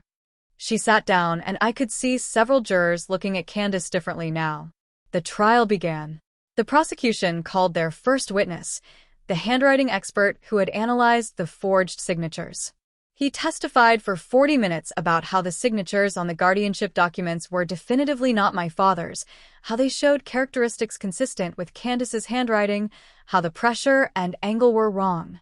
Patricia tried to suggest that stress could change someone's signature, that my father might have signed quickly without his usual care. But the expert was unshakable. These are not stress signatures. These are imitations. And not very good ones. The second witness was the notary whose seal appeared on the documents. A nervous man in his 60s who testified that he had never notarized any documents for Candace Cole, that his seal had been reported stolen 8 months ago, that someone had clearly forged his certification. Did you file a police report about the stolen seal? The prosecutor asked. Yes. But nothing came of it. Until now. By the end of the first day, the prosecution had established that the documents were forged and that Candace had access to the materials needed to commit the forgery. But they had not yet proven she was the one who did it. Day 2 started with my father on the witness stand. He looked terrible, gray-faced and hollow-eyed, like he had not slept in weeks. The prosecutor walked him through his marriage to Candace, how they met, how quickly things progressed. Looking back now, do you see any warning signs you missed? Everything was a warning sign, my dad said, his voice rough. She was too perfect, too interested in my daughter, too eager to take over household management, too insistent that I focus on work while she handled things at home. But I was grieving and exhausted, and I wanted to believe someone could make things easier. Did you ever give Candace permission to sign legal documents on your behalf? Never. Not once. I did not even give her access to my office. I kept it locked. The prosecutor showed him the security footage of Candace entering his office. How do you think she got in if you kept it locked? I do not know. I must have forgotten to lock it one night. Or she found where I kept the spare key. Patricia's cross-examination was brutal. Mr. Cole, is it true that you met with my client days before this trial, seeking reconciliation? No. I met with her because she said she would drop the case if I would just talk to her. And during that conversation, you told her that she had provided stability for Ren, correct? I said maybe she had. I was trying to get her to leave us alone. So, you were willing to lie to her to get what you wanted? I was willing to say what she wanted to hear to end the harassment. Or perhaps you were telling the truth in that moment, and now you are lying to support your daughter's false accusations. Objection, Catherine said. Argumentative. Sustained. But the damage was done. Patricia had planted the seed that my father was unreliable, willing to say whatever was convenient. The third witness was Dr. Osei. She testified about my work, about how I had approached her after class, about the months of research I had conducted independently. Did Candace Cole ever contact you about Wren's project? The prosecutor asked. Yes. 3 months before Wren won the Apex Award, someone called claiming to be Wren's guardian, asking detailed questions about the research process and whether I considered myself a collaborator. What did you tell them? I told them I was an advisor only, that all the work was Wren's, and that I found their questions inappropriate. Patricia's cross-examination tried to suggest that perhaps Candace was simply a concerned parent checking on her stepdaughter's project. But Dr. Osei was firm. A concerned parent asks if their child is doing okay, if they need help, if the project is safe. They do not ask about intellectual property rights and commercial applications. Those questions came from someone planning to claim ownership. On day 3, I took the stand. Walking to the witness box felt like walking to an execution. Every eye in the courtroom was on me. I could feel Candace watching me, Patricia studying me, the jury evaluating me. I placed my hand on the Bible and swore to tell the truth. Then I sat down and looked at Catherine, trying to block out everything else. Her questions were gentle at first, establishing my background, my mother's death, my relationship with my father, building sympathy. Then she moved to Candace. When did you first meet Candace Cole? 2 years ago. My dad introduced us at dinner. He said she was someone special from work. What was your initial impression? I wanted to like her. I wanted my dad to be happy again. So, I thought she seemed nice. When did that change? Gradually. Small things that felt wrong, but I talked myself out of noticing. Finding her in my room going through my things. Hearing her on the phone discussing account numbers. The way she encouraged my dad to work more hours and take trips without me. I walked through the entire timeline. The wedding. The moments of discomfort. Starting my water filtration project. Winning the Apex Award. The helicopter landing. Being locked out. Why do you think she locked you out of the house that morning? Because she was inside forging documents and she did not want me to see what she was doing. Patricia objected, saying that was speculation. The judge sustained it. Catherine showed me the security footage of Candace in my dad's office. Do you recognize this? Yes. That is the hallway outside my dad's office. And that is Candace going inside in the middle of the night. Did you know she was doing this? No. I had no idea until Theo found the footage weeks later. We went through all the evidence. The forged documents. The patent application listing her as primary inventor. The fire that destroyed my garage. Then Catherine asked the question I had been dreading. Wren, is there any truth to the claim that Candace helped you develop your water filtration system? No. She never showed any interest in my work except to tell me I should focus on finding a husband instead. Did she provide materials or funding? No. I paid for everything myself with money from my job at the library. Did she provide the stable home environment that allowed you to work? I paused, thinking about my dad's recorded statement. She provided a house to live in, yes. But so did my father. That does not give her ownership of my intellectual work any more than it gives my dad ownership. I built my filtration system because I wanted to help people who needed clean water. Not because of anything Candace did or did not do. Catherine nodded. No further questions. Then it was Patricia's turn. She approached the witness box slowly, her expression sympathetic. Wren, I am sorry for your loss. Losing your mother at such a young age must have been devastating. Thank you. I kept my voice neutral. You went to grief counseling after she died, correct? Yes. And in those sessions, you expressed feelings of anger, depression, and thoughts of self-harm? Catherine objected. Relevance. I am establishing the witness's mental state and credibility. The judge allowed it. I was grieving my mother, I said. Those are normal responses to loss. Of course. No one is judging you for that. But is it fair to say you were emotionally vulnerable during this time? Yes. And when your father started dating Candace, you had mixed feelings about that? At first, no. I wanted him to be happy. But later you resented her presence in your home? Later I realized she was not who she pretended to be. Or perhaps you never fully accepted her as a parental figure, and when she tried to take an appropriate interest in your activities, you perceived it as intrusion? She did not take an appropriate interest. She stalked my work to steal it. Or she was concerned about a minor conducting potentially dangerous experiments in a garage without proper supervision? My experiments were not dangerous. You were working with chemicals and filtration systems. There was a fire, was there not? The fire was caused by faulty wiring, not my experiments. But it did originate near your workspace? Yes, but... And if Candace had been more involved in supervising your work, perhaps that fire could have been prevented? I wanted to scream that Candace had not been trying to supervise me. She had been trying to rob me. But I remembered Catherine's coaching. Stay calm. Answer the question. The fire inspector said it was an electrical fault. Nothing to do with my work. Patricia shifted tactics. Let's talk about the Apex Award. $50,000 is a lot of money for a 17-year-old. It is a research grant, not personal money. But you control how it is spent. Yes, for research purposes. And your father is facing significant financial pressure right now, correct? Medical bills from your mother's illness, mortgage payments, and now legal fees from this case. I saw where she was going. My dad would never. I am not asking what your dad would do. I am asking if he is under financial pressure. Yes. So $50,000 would be quite helpful to your family right now. I am not using the grant money to pay legal bills. But the temptation is there. And if Candace had a legitimate claim to part of your invention, that would reduce the amount available to you. You would have motive to deny her involvement. She had no involvement, according to you. But we only have your word for that, don't we? You worked alone in a garage, telling no one the details of your project. How can we verify that Candace did not help you?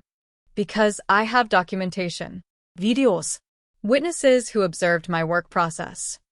Witnesses who have financial interest in supporting your claim. Dr. Osei's university stands to benefit from your success. The Apex Initiative's reputation depends on backing a winner. Your friend Theo created a website about your work and could profit from associated publicity. Everyone around you has a reason to lie. They are not lying. Candace is lying. Patricia's voice hardened. Or perhaps you are lying because you cannot stand the thought that you needed help. That you are not the sole genius behind this invention. That a woman you resented helped you more than you want to admit. That is not true. Is it not? You have made it very clear how much you disliked Candace. You resented her relationship with your father. You were angry that she tried to parent you. And when she filed paperwork to protect work done in her home, you lashed out with false criminal accusations. She forged documents. She tried to steal my patent. Or she filed legitimate paperwork and you could not handle having to share credit. So you manufactured this entire scandal to punish her. I felt tears starting and fought them back. That is not what happened. Then explain to the jury why 7 different families all claim my client wronged them. Explain the statistical impossibility of one person being falsely accused by 7 separate families across 15 years. Because she is good at what she does. Because she finds vulnerable people and exploits them. Because she has been doing this for years and getting away with it. Or because you all made similar false accusations when confronted with the truth that you needed help. No further questions. I left the witness stand shaking. Catherine whispered that I had done well, but I did not feel like it. Patricia had made me sound like a vindictive teenager who could not accept help. The next witnesses were Candace's previous victims. Kira Hayes took the stand wearing a business suit, her hands trembling. She testified about how Candace had married her father, shown interest in her music, and then tried to claim royalties from her song. She said I would never have written it without the stable home she provided, Kira said, her voice breaking. She said I owed her for creating an environment where I could be creative. My dad fought her in court and we won. But it destroyed me. I have not touched a piano in 10 years. Patricia's cross-examination was vicious, implying that Kira was a failed musician looking for someone to blame. Robert Chin testified about his mother's manipulated will. Two other parents testified about Candace's pattern of behavior. By day 4, the pattern was undeniable. But Patricia kept hammering the same point. Maybe Candace was just unlucky in her relationships. Maybe she genuinely believed she deserved credit. Belief was not criminal. Then Catherine called her surprise witness. The defense calls Diane Morrison to the stand, Candace's sister. I watched Candace's face go pale. Patricia stood up immediately. Your Honor, this witness was not on the disclosed list. She came forward 2 days ago, Catherine said. We filed an emergency motion to include her testimony. The judge allowed it. Diane took the stand, refusing to look at her sister. Ms. Morrison, you are Candace Cole's sister, correct? Yes. And you previously appeared on television defending her? Yes. Because she asked me to. Because she told me Wren was lying and manipulating everyone. Diane's voice shook. But after I did that interview, I started thinking about the things Candace had told me over the years. Things that did not make sense until now. What things? She told me 3 years ago that she had a foolproof retirement plan. She was going to marry a widower with a talented kid, wait for the kid to create something valuable, and then claim partial ownership. She said talented kids were easy targets because they were desperate for parental approval. The courtroom erupted. The judge gavelled for order. She told you this directly? Catherine asked. Yes. We were drinking wine at Christmas. I thought she was joking. But then she married Michael. And then all this happened. And I realized she had not been joking. Why are you coming forward now?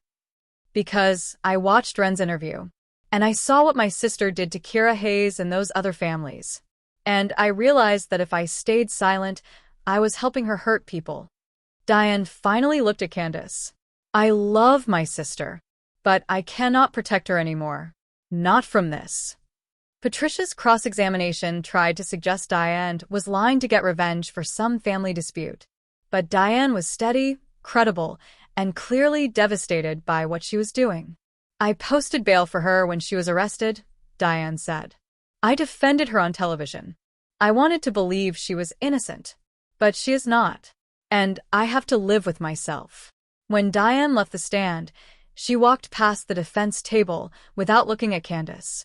Then it was Candace's turn to testify.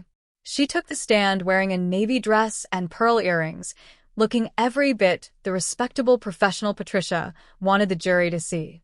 Patricia walked her through her nursing career, her marriage to my father, her relationship with me. Tell the jury about your intentions when you filed the patent paperwork. I just wanted to make sure everything was done correctly. Wren is brilliant, but she is 17. She does not understand the legal complexities of intellectual property. I was trying to protect her work, to make sure she got proper credit and that no one could steal it from her. And the guardianship documents? Michael was so stressed about work. I was handling a lot of the household paperwork. He asked me to take care of legal matters so he could focus on his job. I signed his name because he gave me verbal permission. I never imagined Wren would twist it into criminal charges. How did you feel when you were arrested on her graduation day? Candace's eyes filled with tears. Devastated. Humiliated. I had been so proud of her for winning that award. I wanted to celebrate with her. And instead, I was put in handcuffs in front of everyone. Do you love Wren? Ida. Even after everything she has done, I still care about her. I know she is hurting and lashing out. I just wish she could see that I was never trying to hurt her. It was a masterful performance. Several jurors looked sympathetic. Then Catherine stood up for cross-examination. Ms. Cole, you testified that you filed patent paperwork to protect Wren's work. Yes. Then why did that paperwork list you as the primary inventor and Wren as your assistant? That was a mistake. The forms were confusing. You are a nurse with 15 years of experience filling out complex medical forms. But patent forms confused you. I had never filed a patent before. But you managed to file them correctly enough to submit them to the patent office. Just with the wrong names in the wrong places. Catherine's voice was sharp. Or were the names exactly where you wanted them? I made a mistake. Let's talk about other mistakes. You testified that Michael gave you verbal permission to sign his name on legal documents. Yes. But you also testified earlier that you handled household paperwork. Can you give me an example of a household document that requires a spouse's signature? Candace hesitated. I do not recall specific examples. Because there are not any, are there? Joint bank account applications require both signatures in person. Mortgage documents require notarized signatures from both parties. There is no household paperwork where a verbal permission to forge your husband's signature would be appropriate. I misspoke. I thought he wanted me to. You thought. But you never asked him directly, did you? We had an understanding. Catherine pulled up the security footage. Is this you entering Michael Cole's office at 2 a.m. on March 15th? Candace stared at the screen. I may have been looking for something. Looking for Ren's birth certificate, social security card, and legal documents that you would later use to file fraudulent guardianship papers? No. I do not remember what I was looking for. You do not remember being in that office for 18 minutes in the middle of the night, for months before you filed forged documents? I might have been cleaning or organizing. Several jurors exchanged glances. Catherine moved closer. Let's talk about your sister's testimony. She said you told her 3 years ago that you had a plan to marry a widower with a talented child and claim ownership of their work. Is she lying? She misunderstood what I said. It was a joke. A joke that you then executed exactly as described? I married Michael because I loved him. I cared about Ren. Like you cared about Kira Hayes? And Robert Chen's mother? And the 3 other families who testified about your pattern of exploitation. Those situations were different. They were misunderstandings. 7 misunderstandings? 7 separate families all misunderstanding your intentions in exactly the same way. People see what they want to see. Catherine's voice went cold. Did you burn down Ren's garage? No. The fire was electrical. I was not even there. You were seen in the neighborhood 2 hours before the fire. I was driving through. I did not stop. Why were you in that neighborhood when you have a restraining order requiring you to stay 500 feet away? I was meeting Michael. At a coffee shop 3 blocks from the house where you were forbidden to go? I was not thinking about the exact distance. Catherine pulled out a document. This is a text message from you to Michael the day before your meeting. It says, meet me at the coffee shop on Elm Street. The one exactly 520 feet from the house, so I am not violating the order. I measured. Candace's face went white. You measured the distance to make sure you could get as close as possible to the house without violating the restraining order. Why? I wanted to see my home. The home you were arrested for forging documents inside? The home where you stole legal paperwork and attempted to commit fraud? That home. I lived there. I had a right. You had no rights to that house after you were arrested for forgery. But you still tried to get as close as you could. And 2 hours later, there was a fire. I did not start that fire. No, the fire inspector confirmed it was electrical. But you were hoping it would destroy Ren's evidence, were not you? You were hoping her prototypes would burn, and she would not be able to prove her invention was real. That is ridiculous. Is it?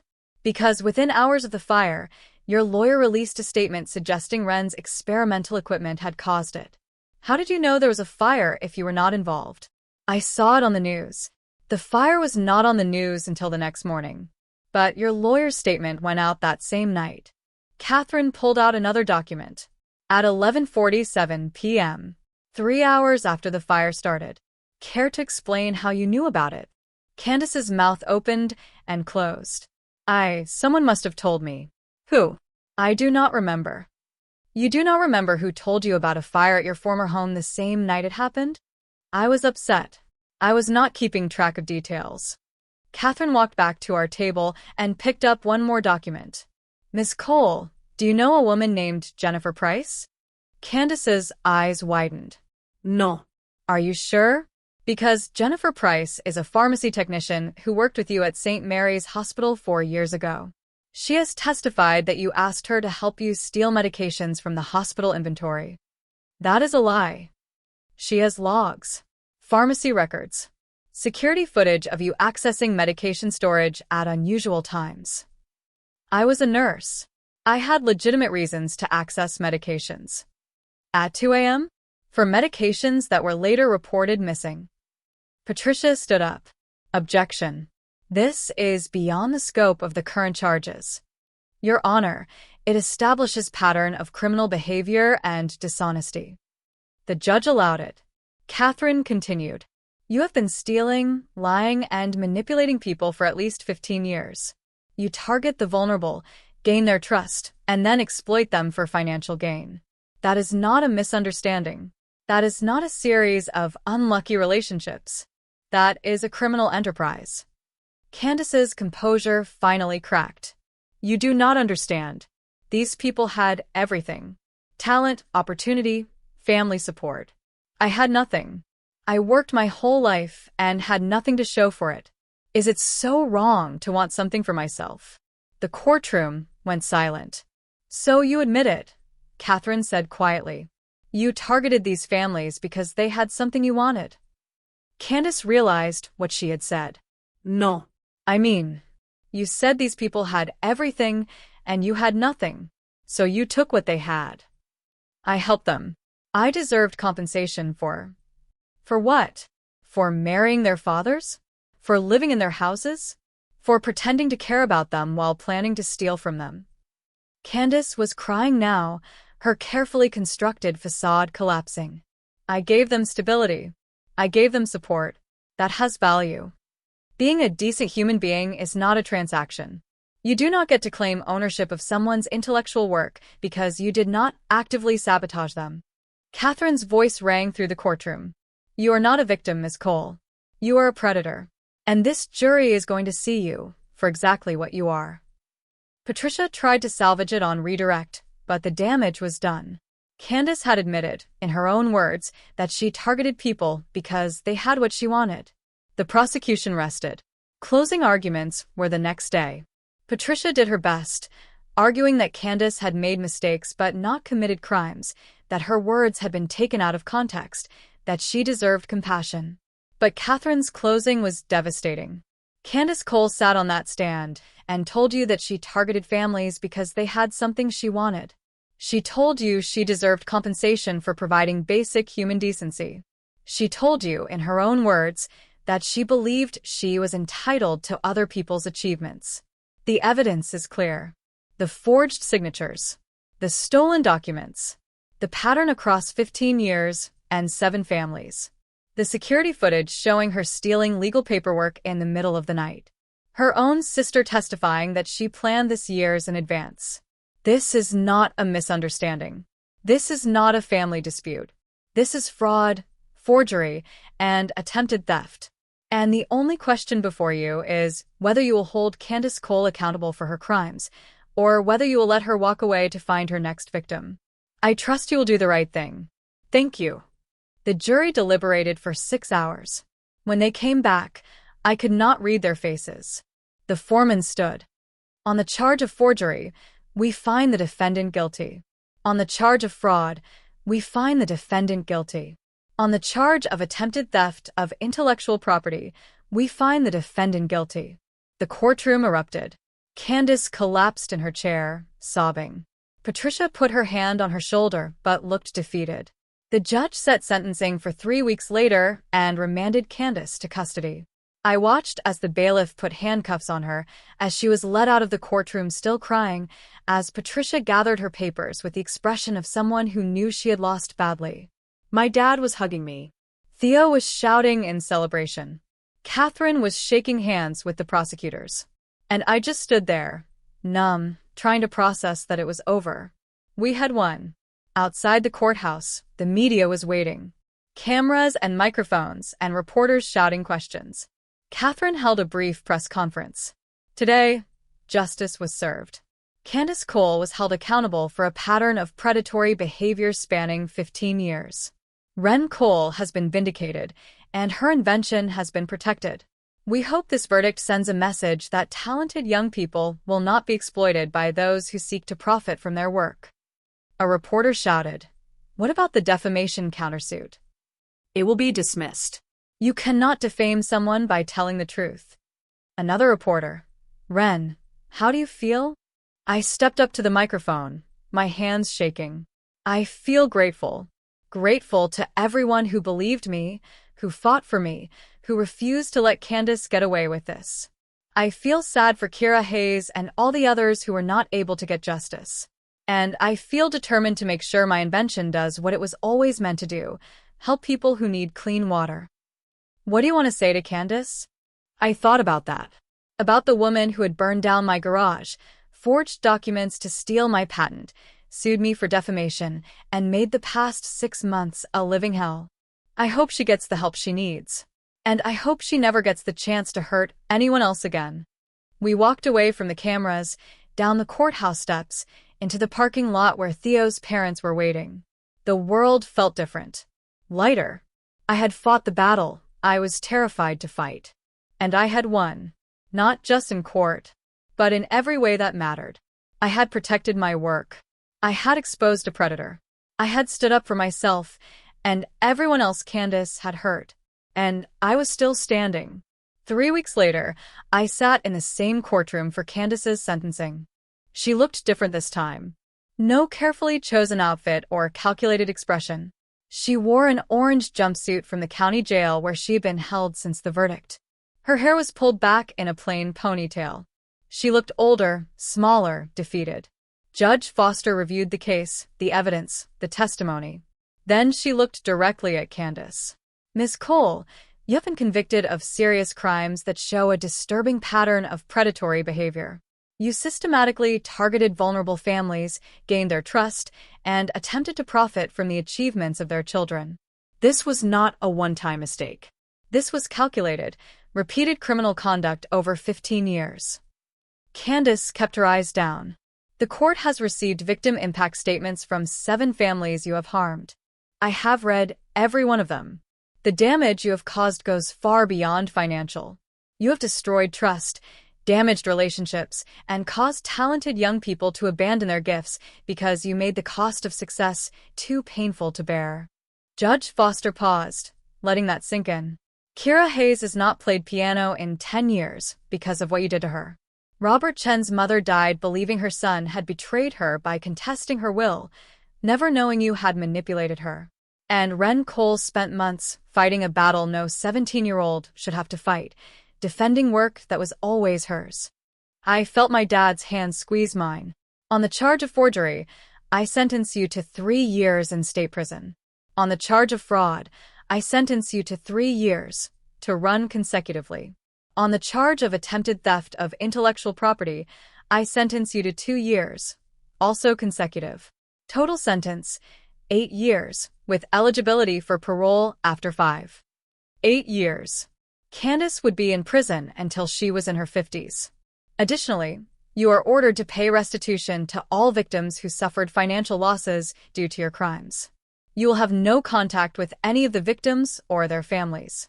And your nursing license is hereby permanently revoked. The gavel came down.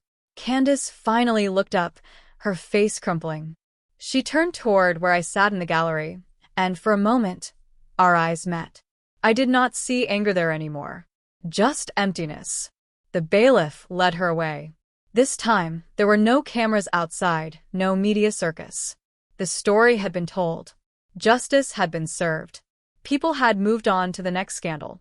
But for me, it was not quite over yet. The defamation countersuit was dismissed the next day, exactly as Catherine had predicted. Patricia Holloway filed a notice that she would not be representing Candace in any future appeals. Without her high-powered lawyer, Candace's chances of overturning the conviction were essentially zero. The civil case regarding the patent was resolved in a 10-minute hearing. The judge ruled that I was the sole inventor of my water filtration system, that Candace had no legitimate claim to any credit or compensation, and that all fraudulent filings were null and void. My invention was officially, legally, completely mine.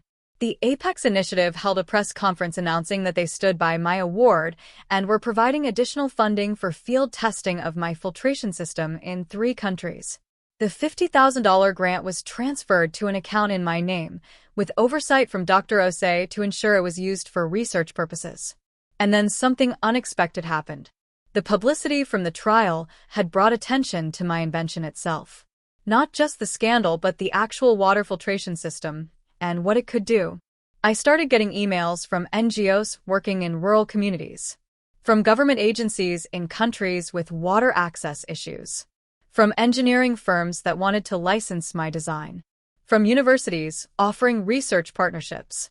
My invention, which I had built in secret in my garage, was suddenly being taken seriously by people who actually worked in water sustainability. "You have 17 partnership requests," Theo said, scrolling through my email one afternoon a week after sentencing. We were sitting in his family's living room, where I had spent so much time hiding during the worst of it. "This one is from an organization working in Kenya. They want to do a pilot program in 5 villages. I do not even know how to respond to these. I am not a business person. I am just a kid who built something in her garage." "You are a kid who won an international award and beat a predator in court. I think you can handle some emails." He grinned. "Besides, you have help. Dr. Osei already volunteered to be your advisor. The Apex initiative has resources. And I am pretty good at managing websites and communications if you need an official assistant." "I cannot pay you. I do not want to be paid. I want to be part of something that actually matters." He pulled up one of the emails. "Look at this one. It is from a village in Honduras. They are saying your design could serve 2,000 people. 2,000 people who currently walk 3 miles each way for water." I read the email, and something shifted in my chest. This was why I had started the project. Not for awards or recognition, but for exactly this. For people who needed help and did not have access to the resources that could provide it. "Set up a meeting with them," I said. "And the Kenya organization. And anyone else who is serious about implementation." Over the next month, I did more video calls with international organizations than I had ever imagined. I revised my designs based on feedback from people who actually worked in these communities. I learned about supply chains and manufacturing and distribution networks. Dr. Osei connected me with engineering graduate students who were excited to work on real-world applications.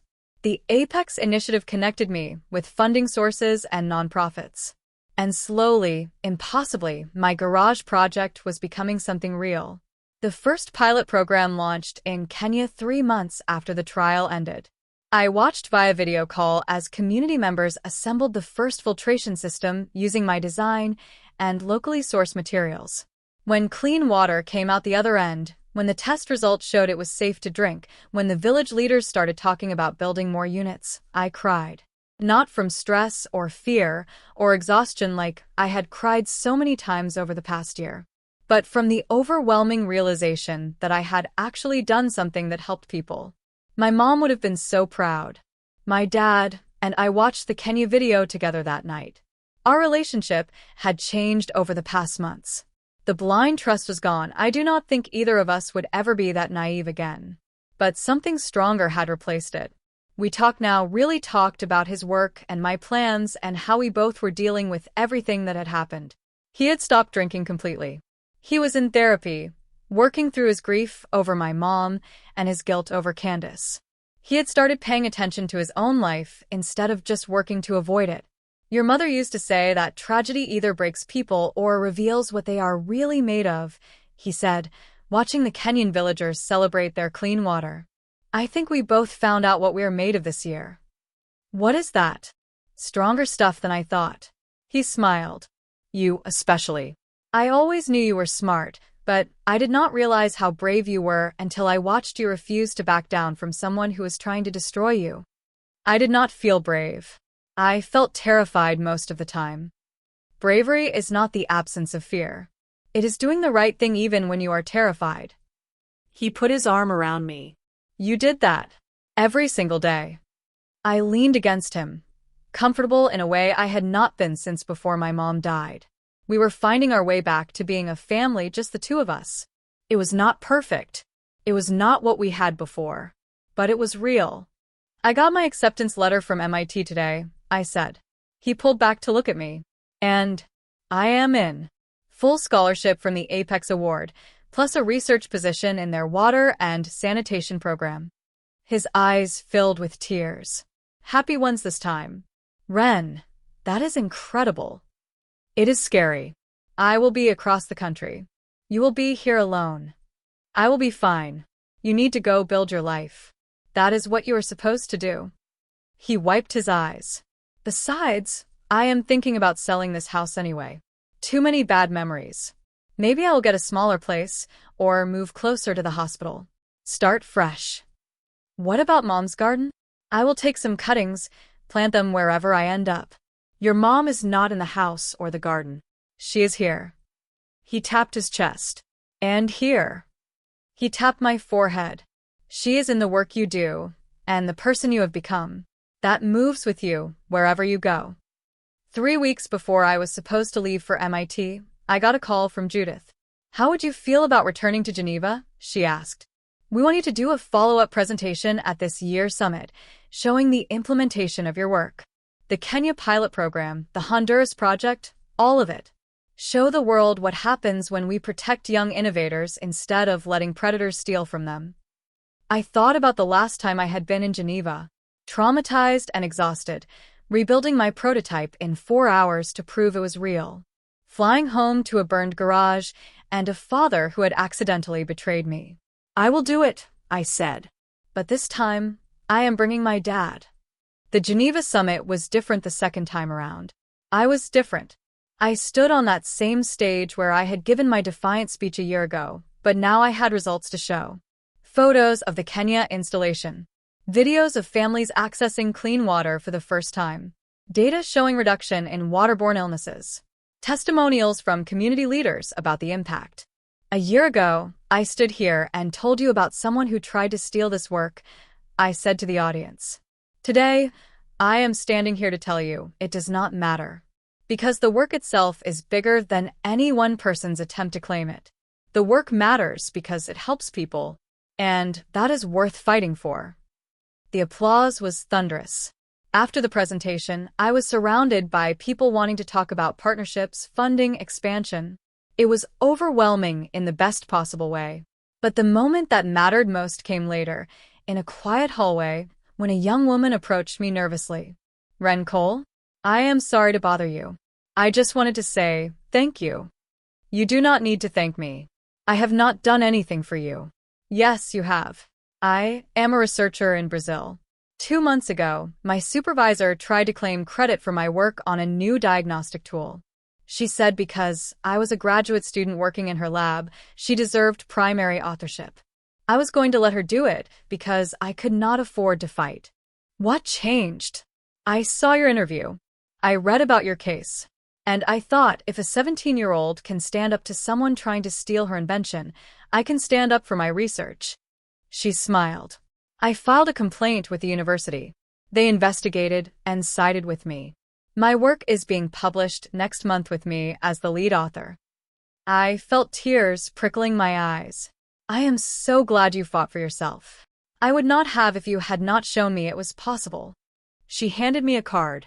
If you ever need a research partner in South America, please reach out. I would be honored to work with you.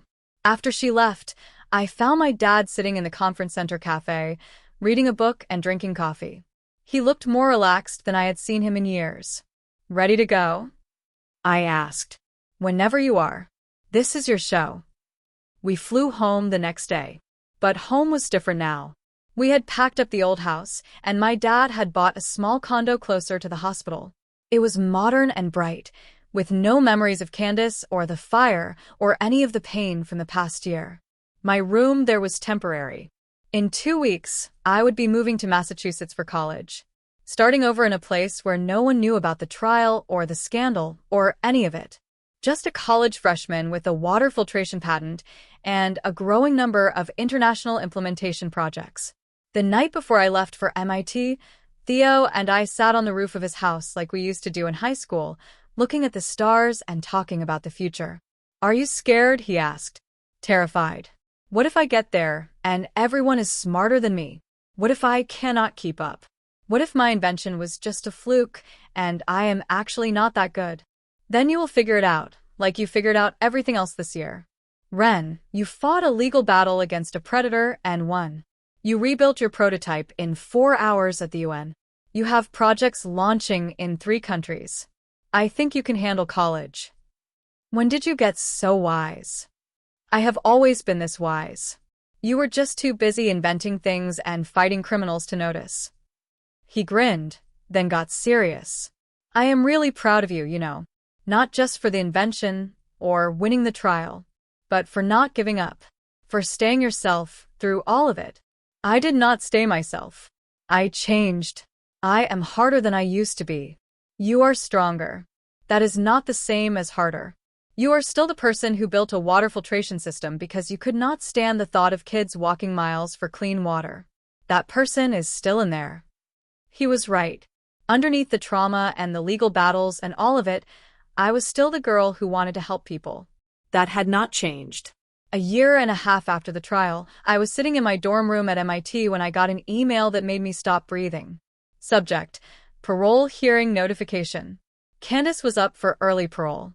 She had served 3 years and was petitioning for release based on good behavior.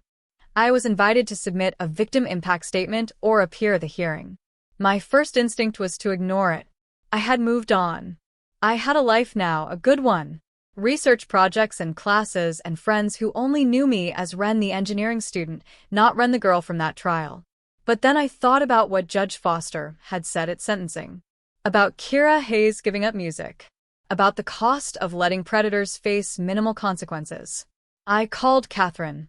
She had become something like a mentor over the past years, checking in occasionally to see how I was doing. Should I go to the hearing? I asked. That is entirely up to you.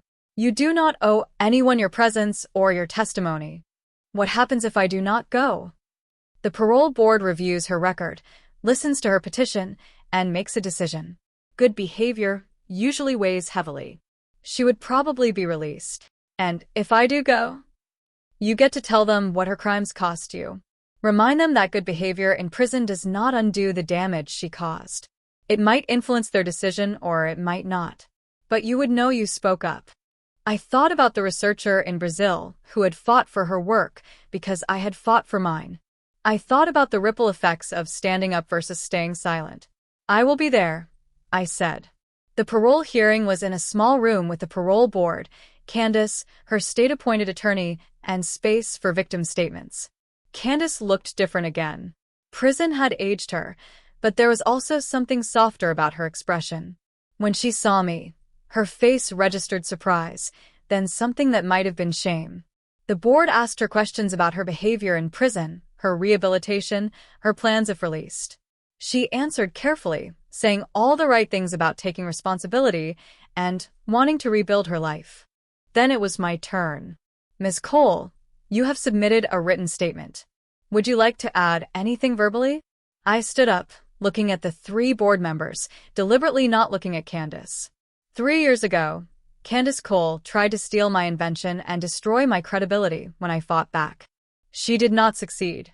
But she did cost me and my father nearly $100,000 in legal fees. She did cause me to spend 6 months in a constant state of anxiety and fear. She did make me question whether fighting for what was right was worth the cost. I paused, gathering my thoughts. But she also inadvertently taught me something valuable. She taught me that there are people in this world who will see your talents as opportunities to exploit. She taught me that standing up for yourself is painful and expensive, but necessary. And she taught me that predators count on their victims being too tired or too scared to fight back. Now I looked at Candace directly. I do not know if you have actually changed in prison. I do not know if you feel genuine remorse or if you are just saying what you think the parole board wants to hear. But I know that you spent 15 years targeting vulnerable families, and you only stopped because you got caught. 3 years is not enough time to undo 15 years of predatory behavior. I turned back to the board. I am not here asking you to keep her in prison out of revenge. I am asking you to consider that every person she hurt had their life derailed. Kira Hayes gave up music. Robert Chen's relationship with his mother was destroyed. I almost gave up on science because she made success feel dangerous. If you release her early, you are sending a message that 3 years is sufficient consequence for 15 years of calculated exploitation. I do not think that is the right message. I sat down. The board deliberated for 40 minutes. When they came back, the chairwoman read their decision. Ms. Cole has demonstrated good behavior while incarcerated. However, given the extensive pattern of predatory behavior over many years and the significant impact on multiple victims, the board has decided to deny parole at this time. Ms. Cole will be eligible for another parole hearing in 2 years. Candace's shoulders slumped. I felt nothing. Not satisfaction, not anger, not even relief. Just a quiet acknowledgement that justice had been served again. As I left the hearing, Candace's attorney stopped me in the hall. Miss Cole, Candace, wanted me to give you something. She held out an envelope. I read it. It is not threatening or inappropriate, but you do not have to take it if you do not want to. I took the envelope. That night in my dorm room, I opened it. The letter was handwritten, 2 pages long. Ren, I do not expect you to forgive me. I do not deserve forgiveness. But I wanted you to know that I am genuinely sorry for what I did to you and your father. You were right about everything. I did target your family. I did plan to steal your invention. I did spend years finding vulnerable people to exploit. Prison has given me a lot of time to think about why I did those things. I do not have a good answer. I was angry at the world for what I did not have, and I decided that justified taking from people who had more.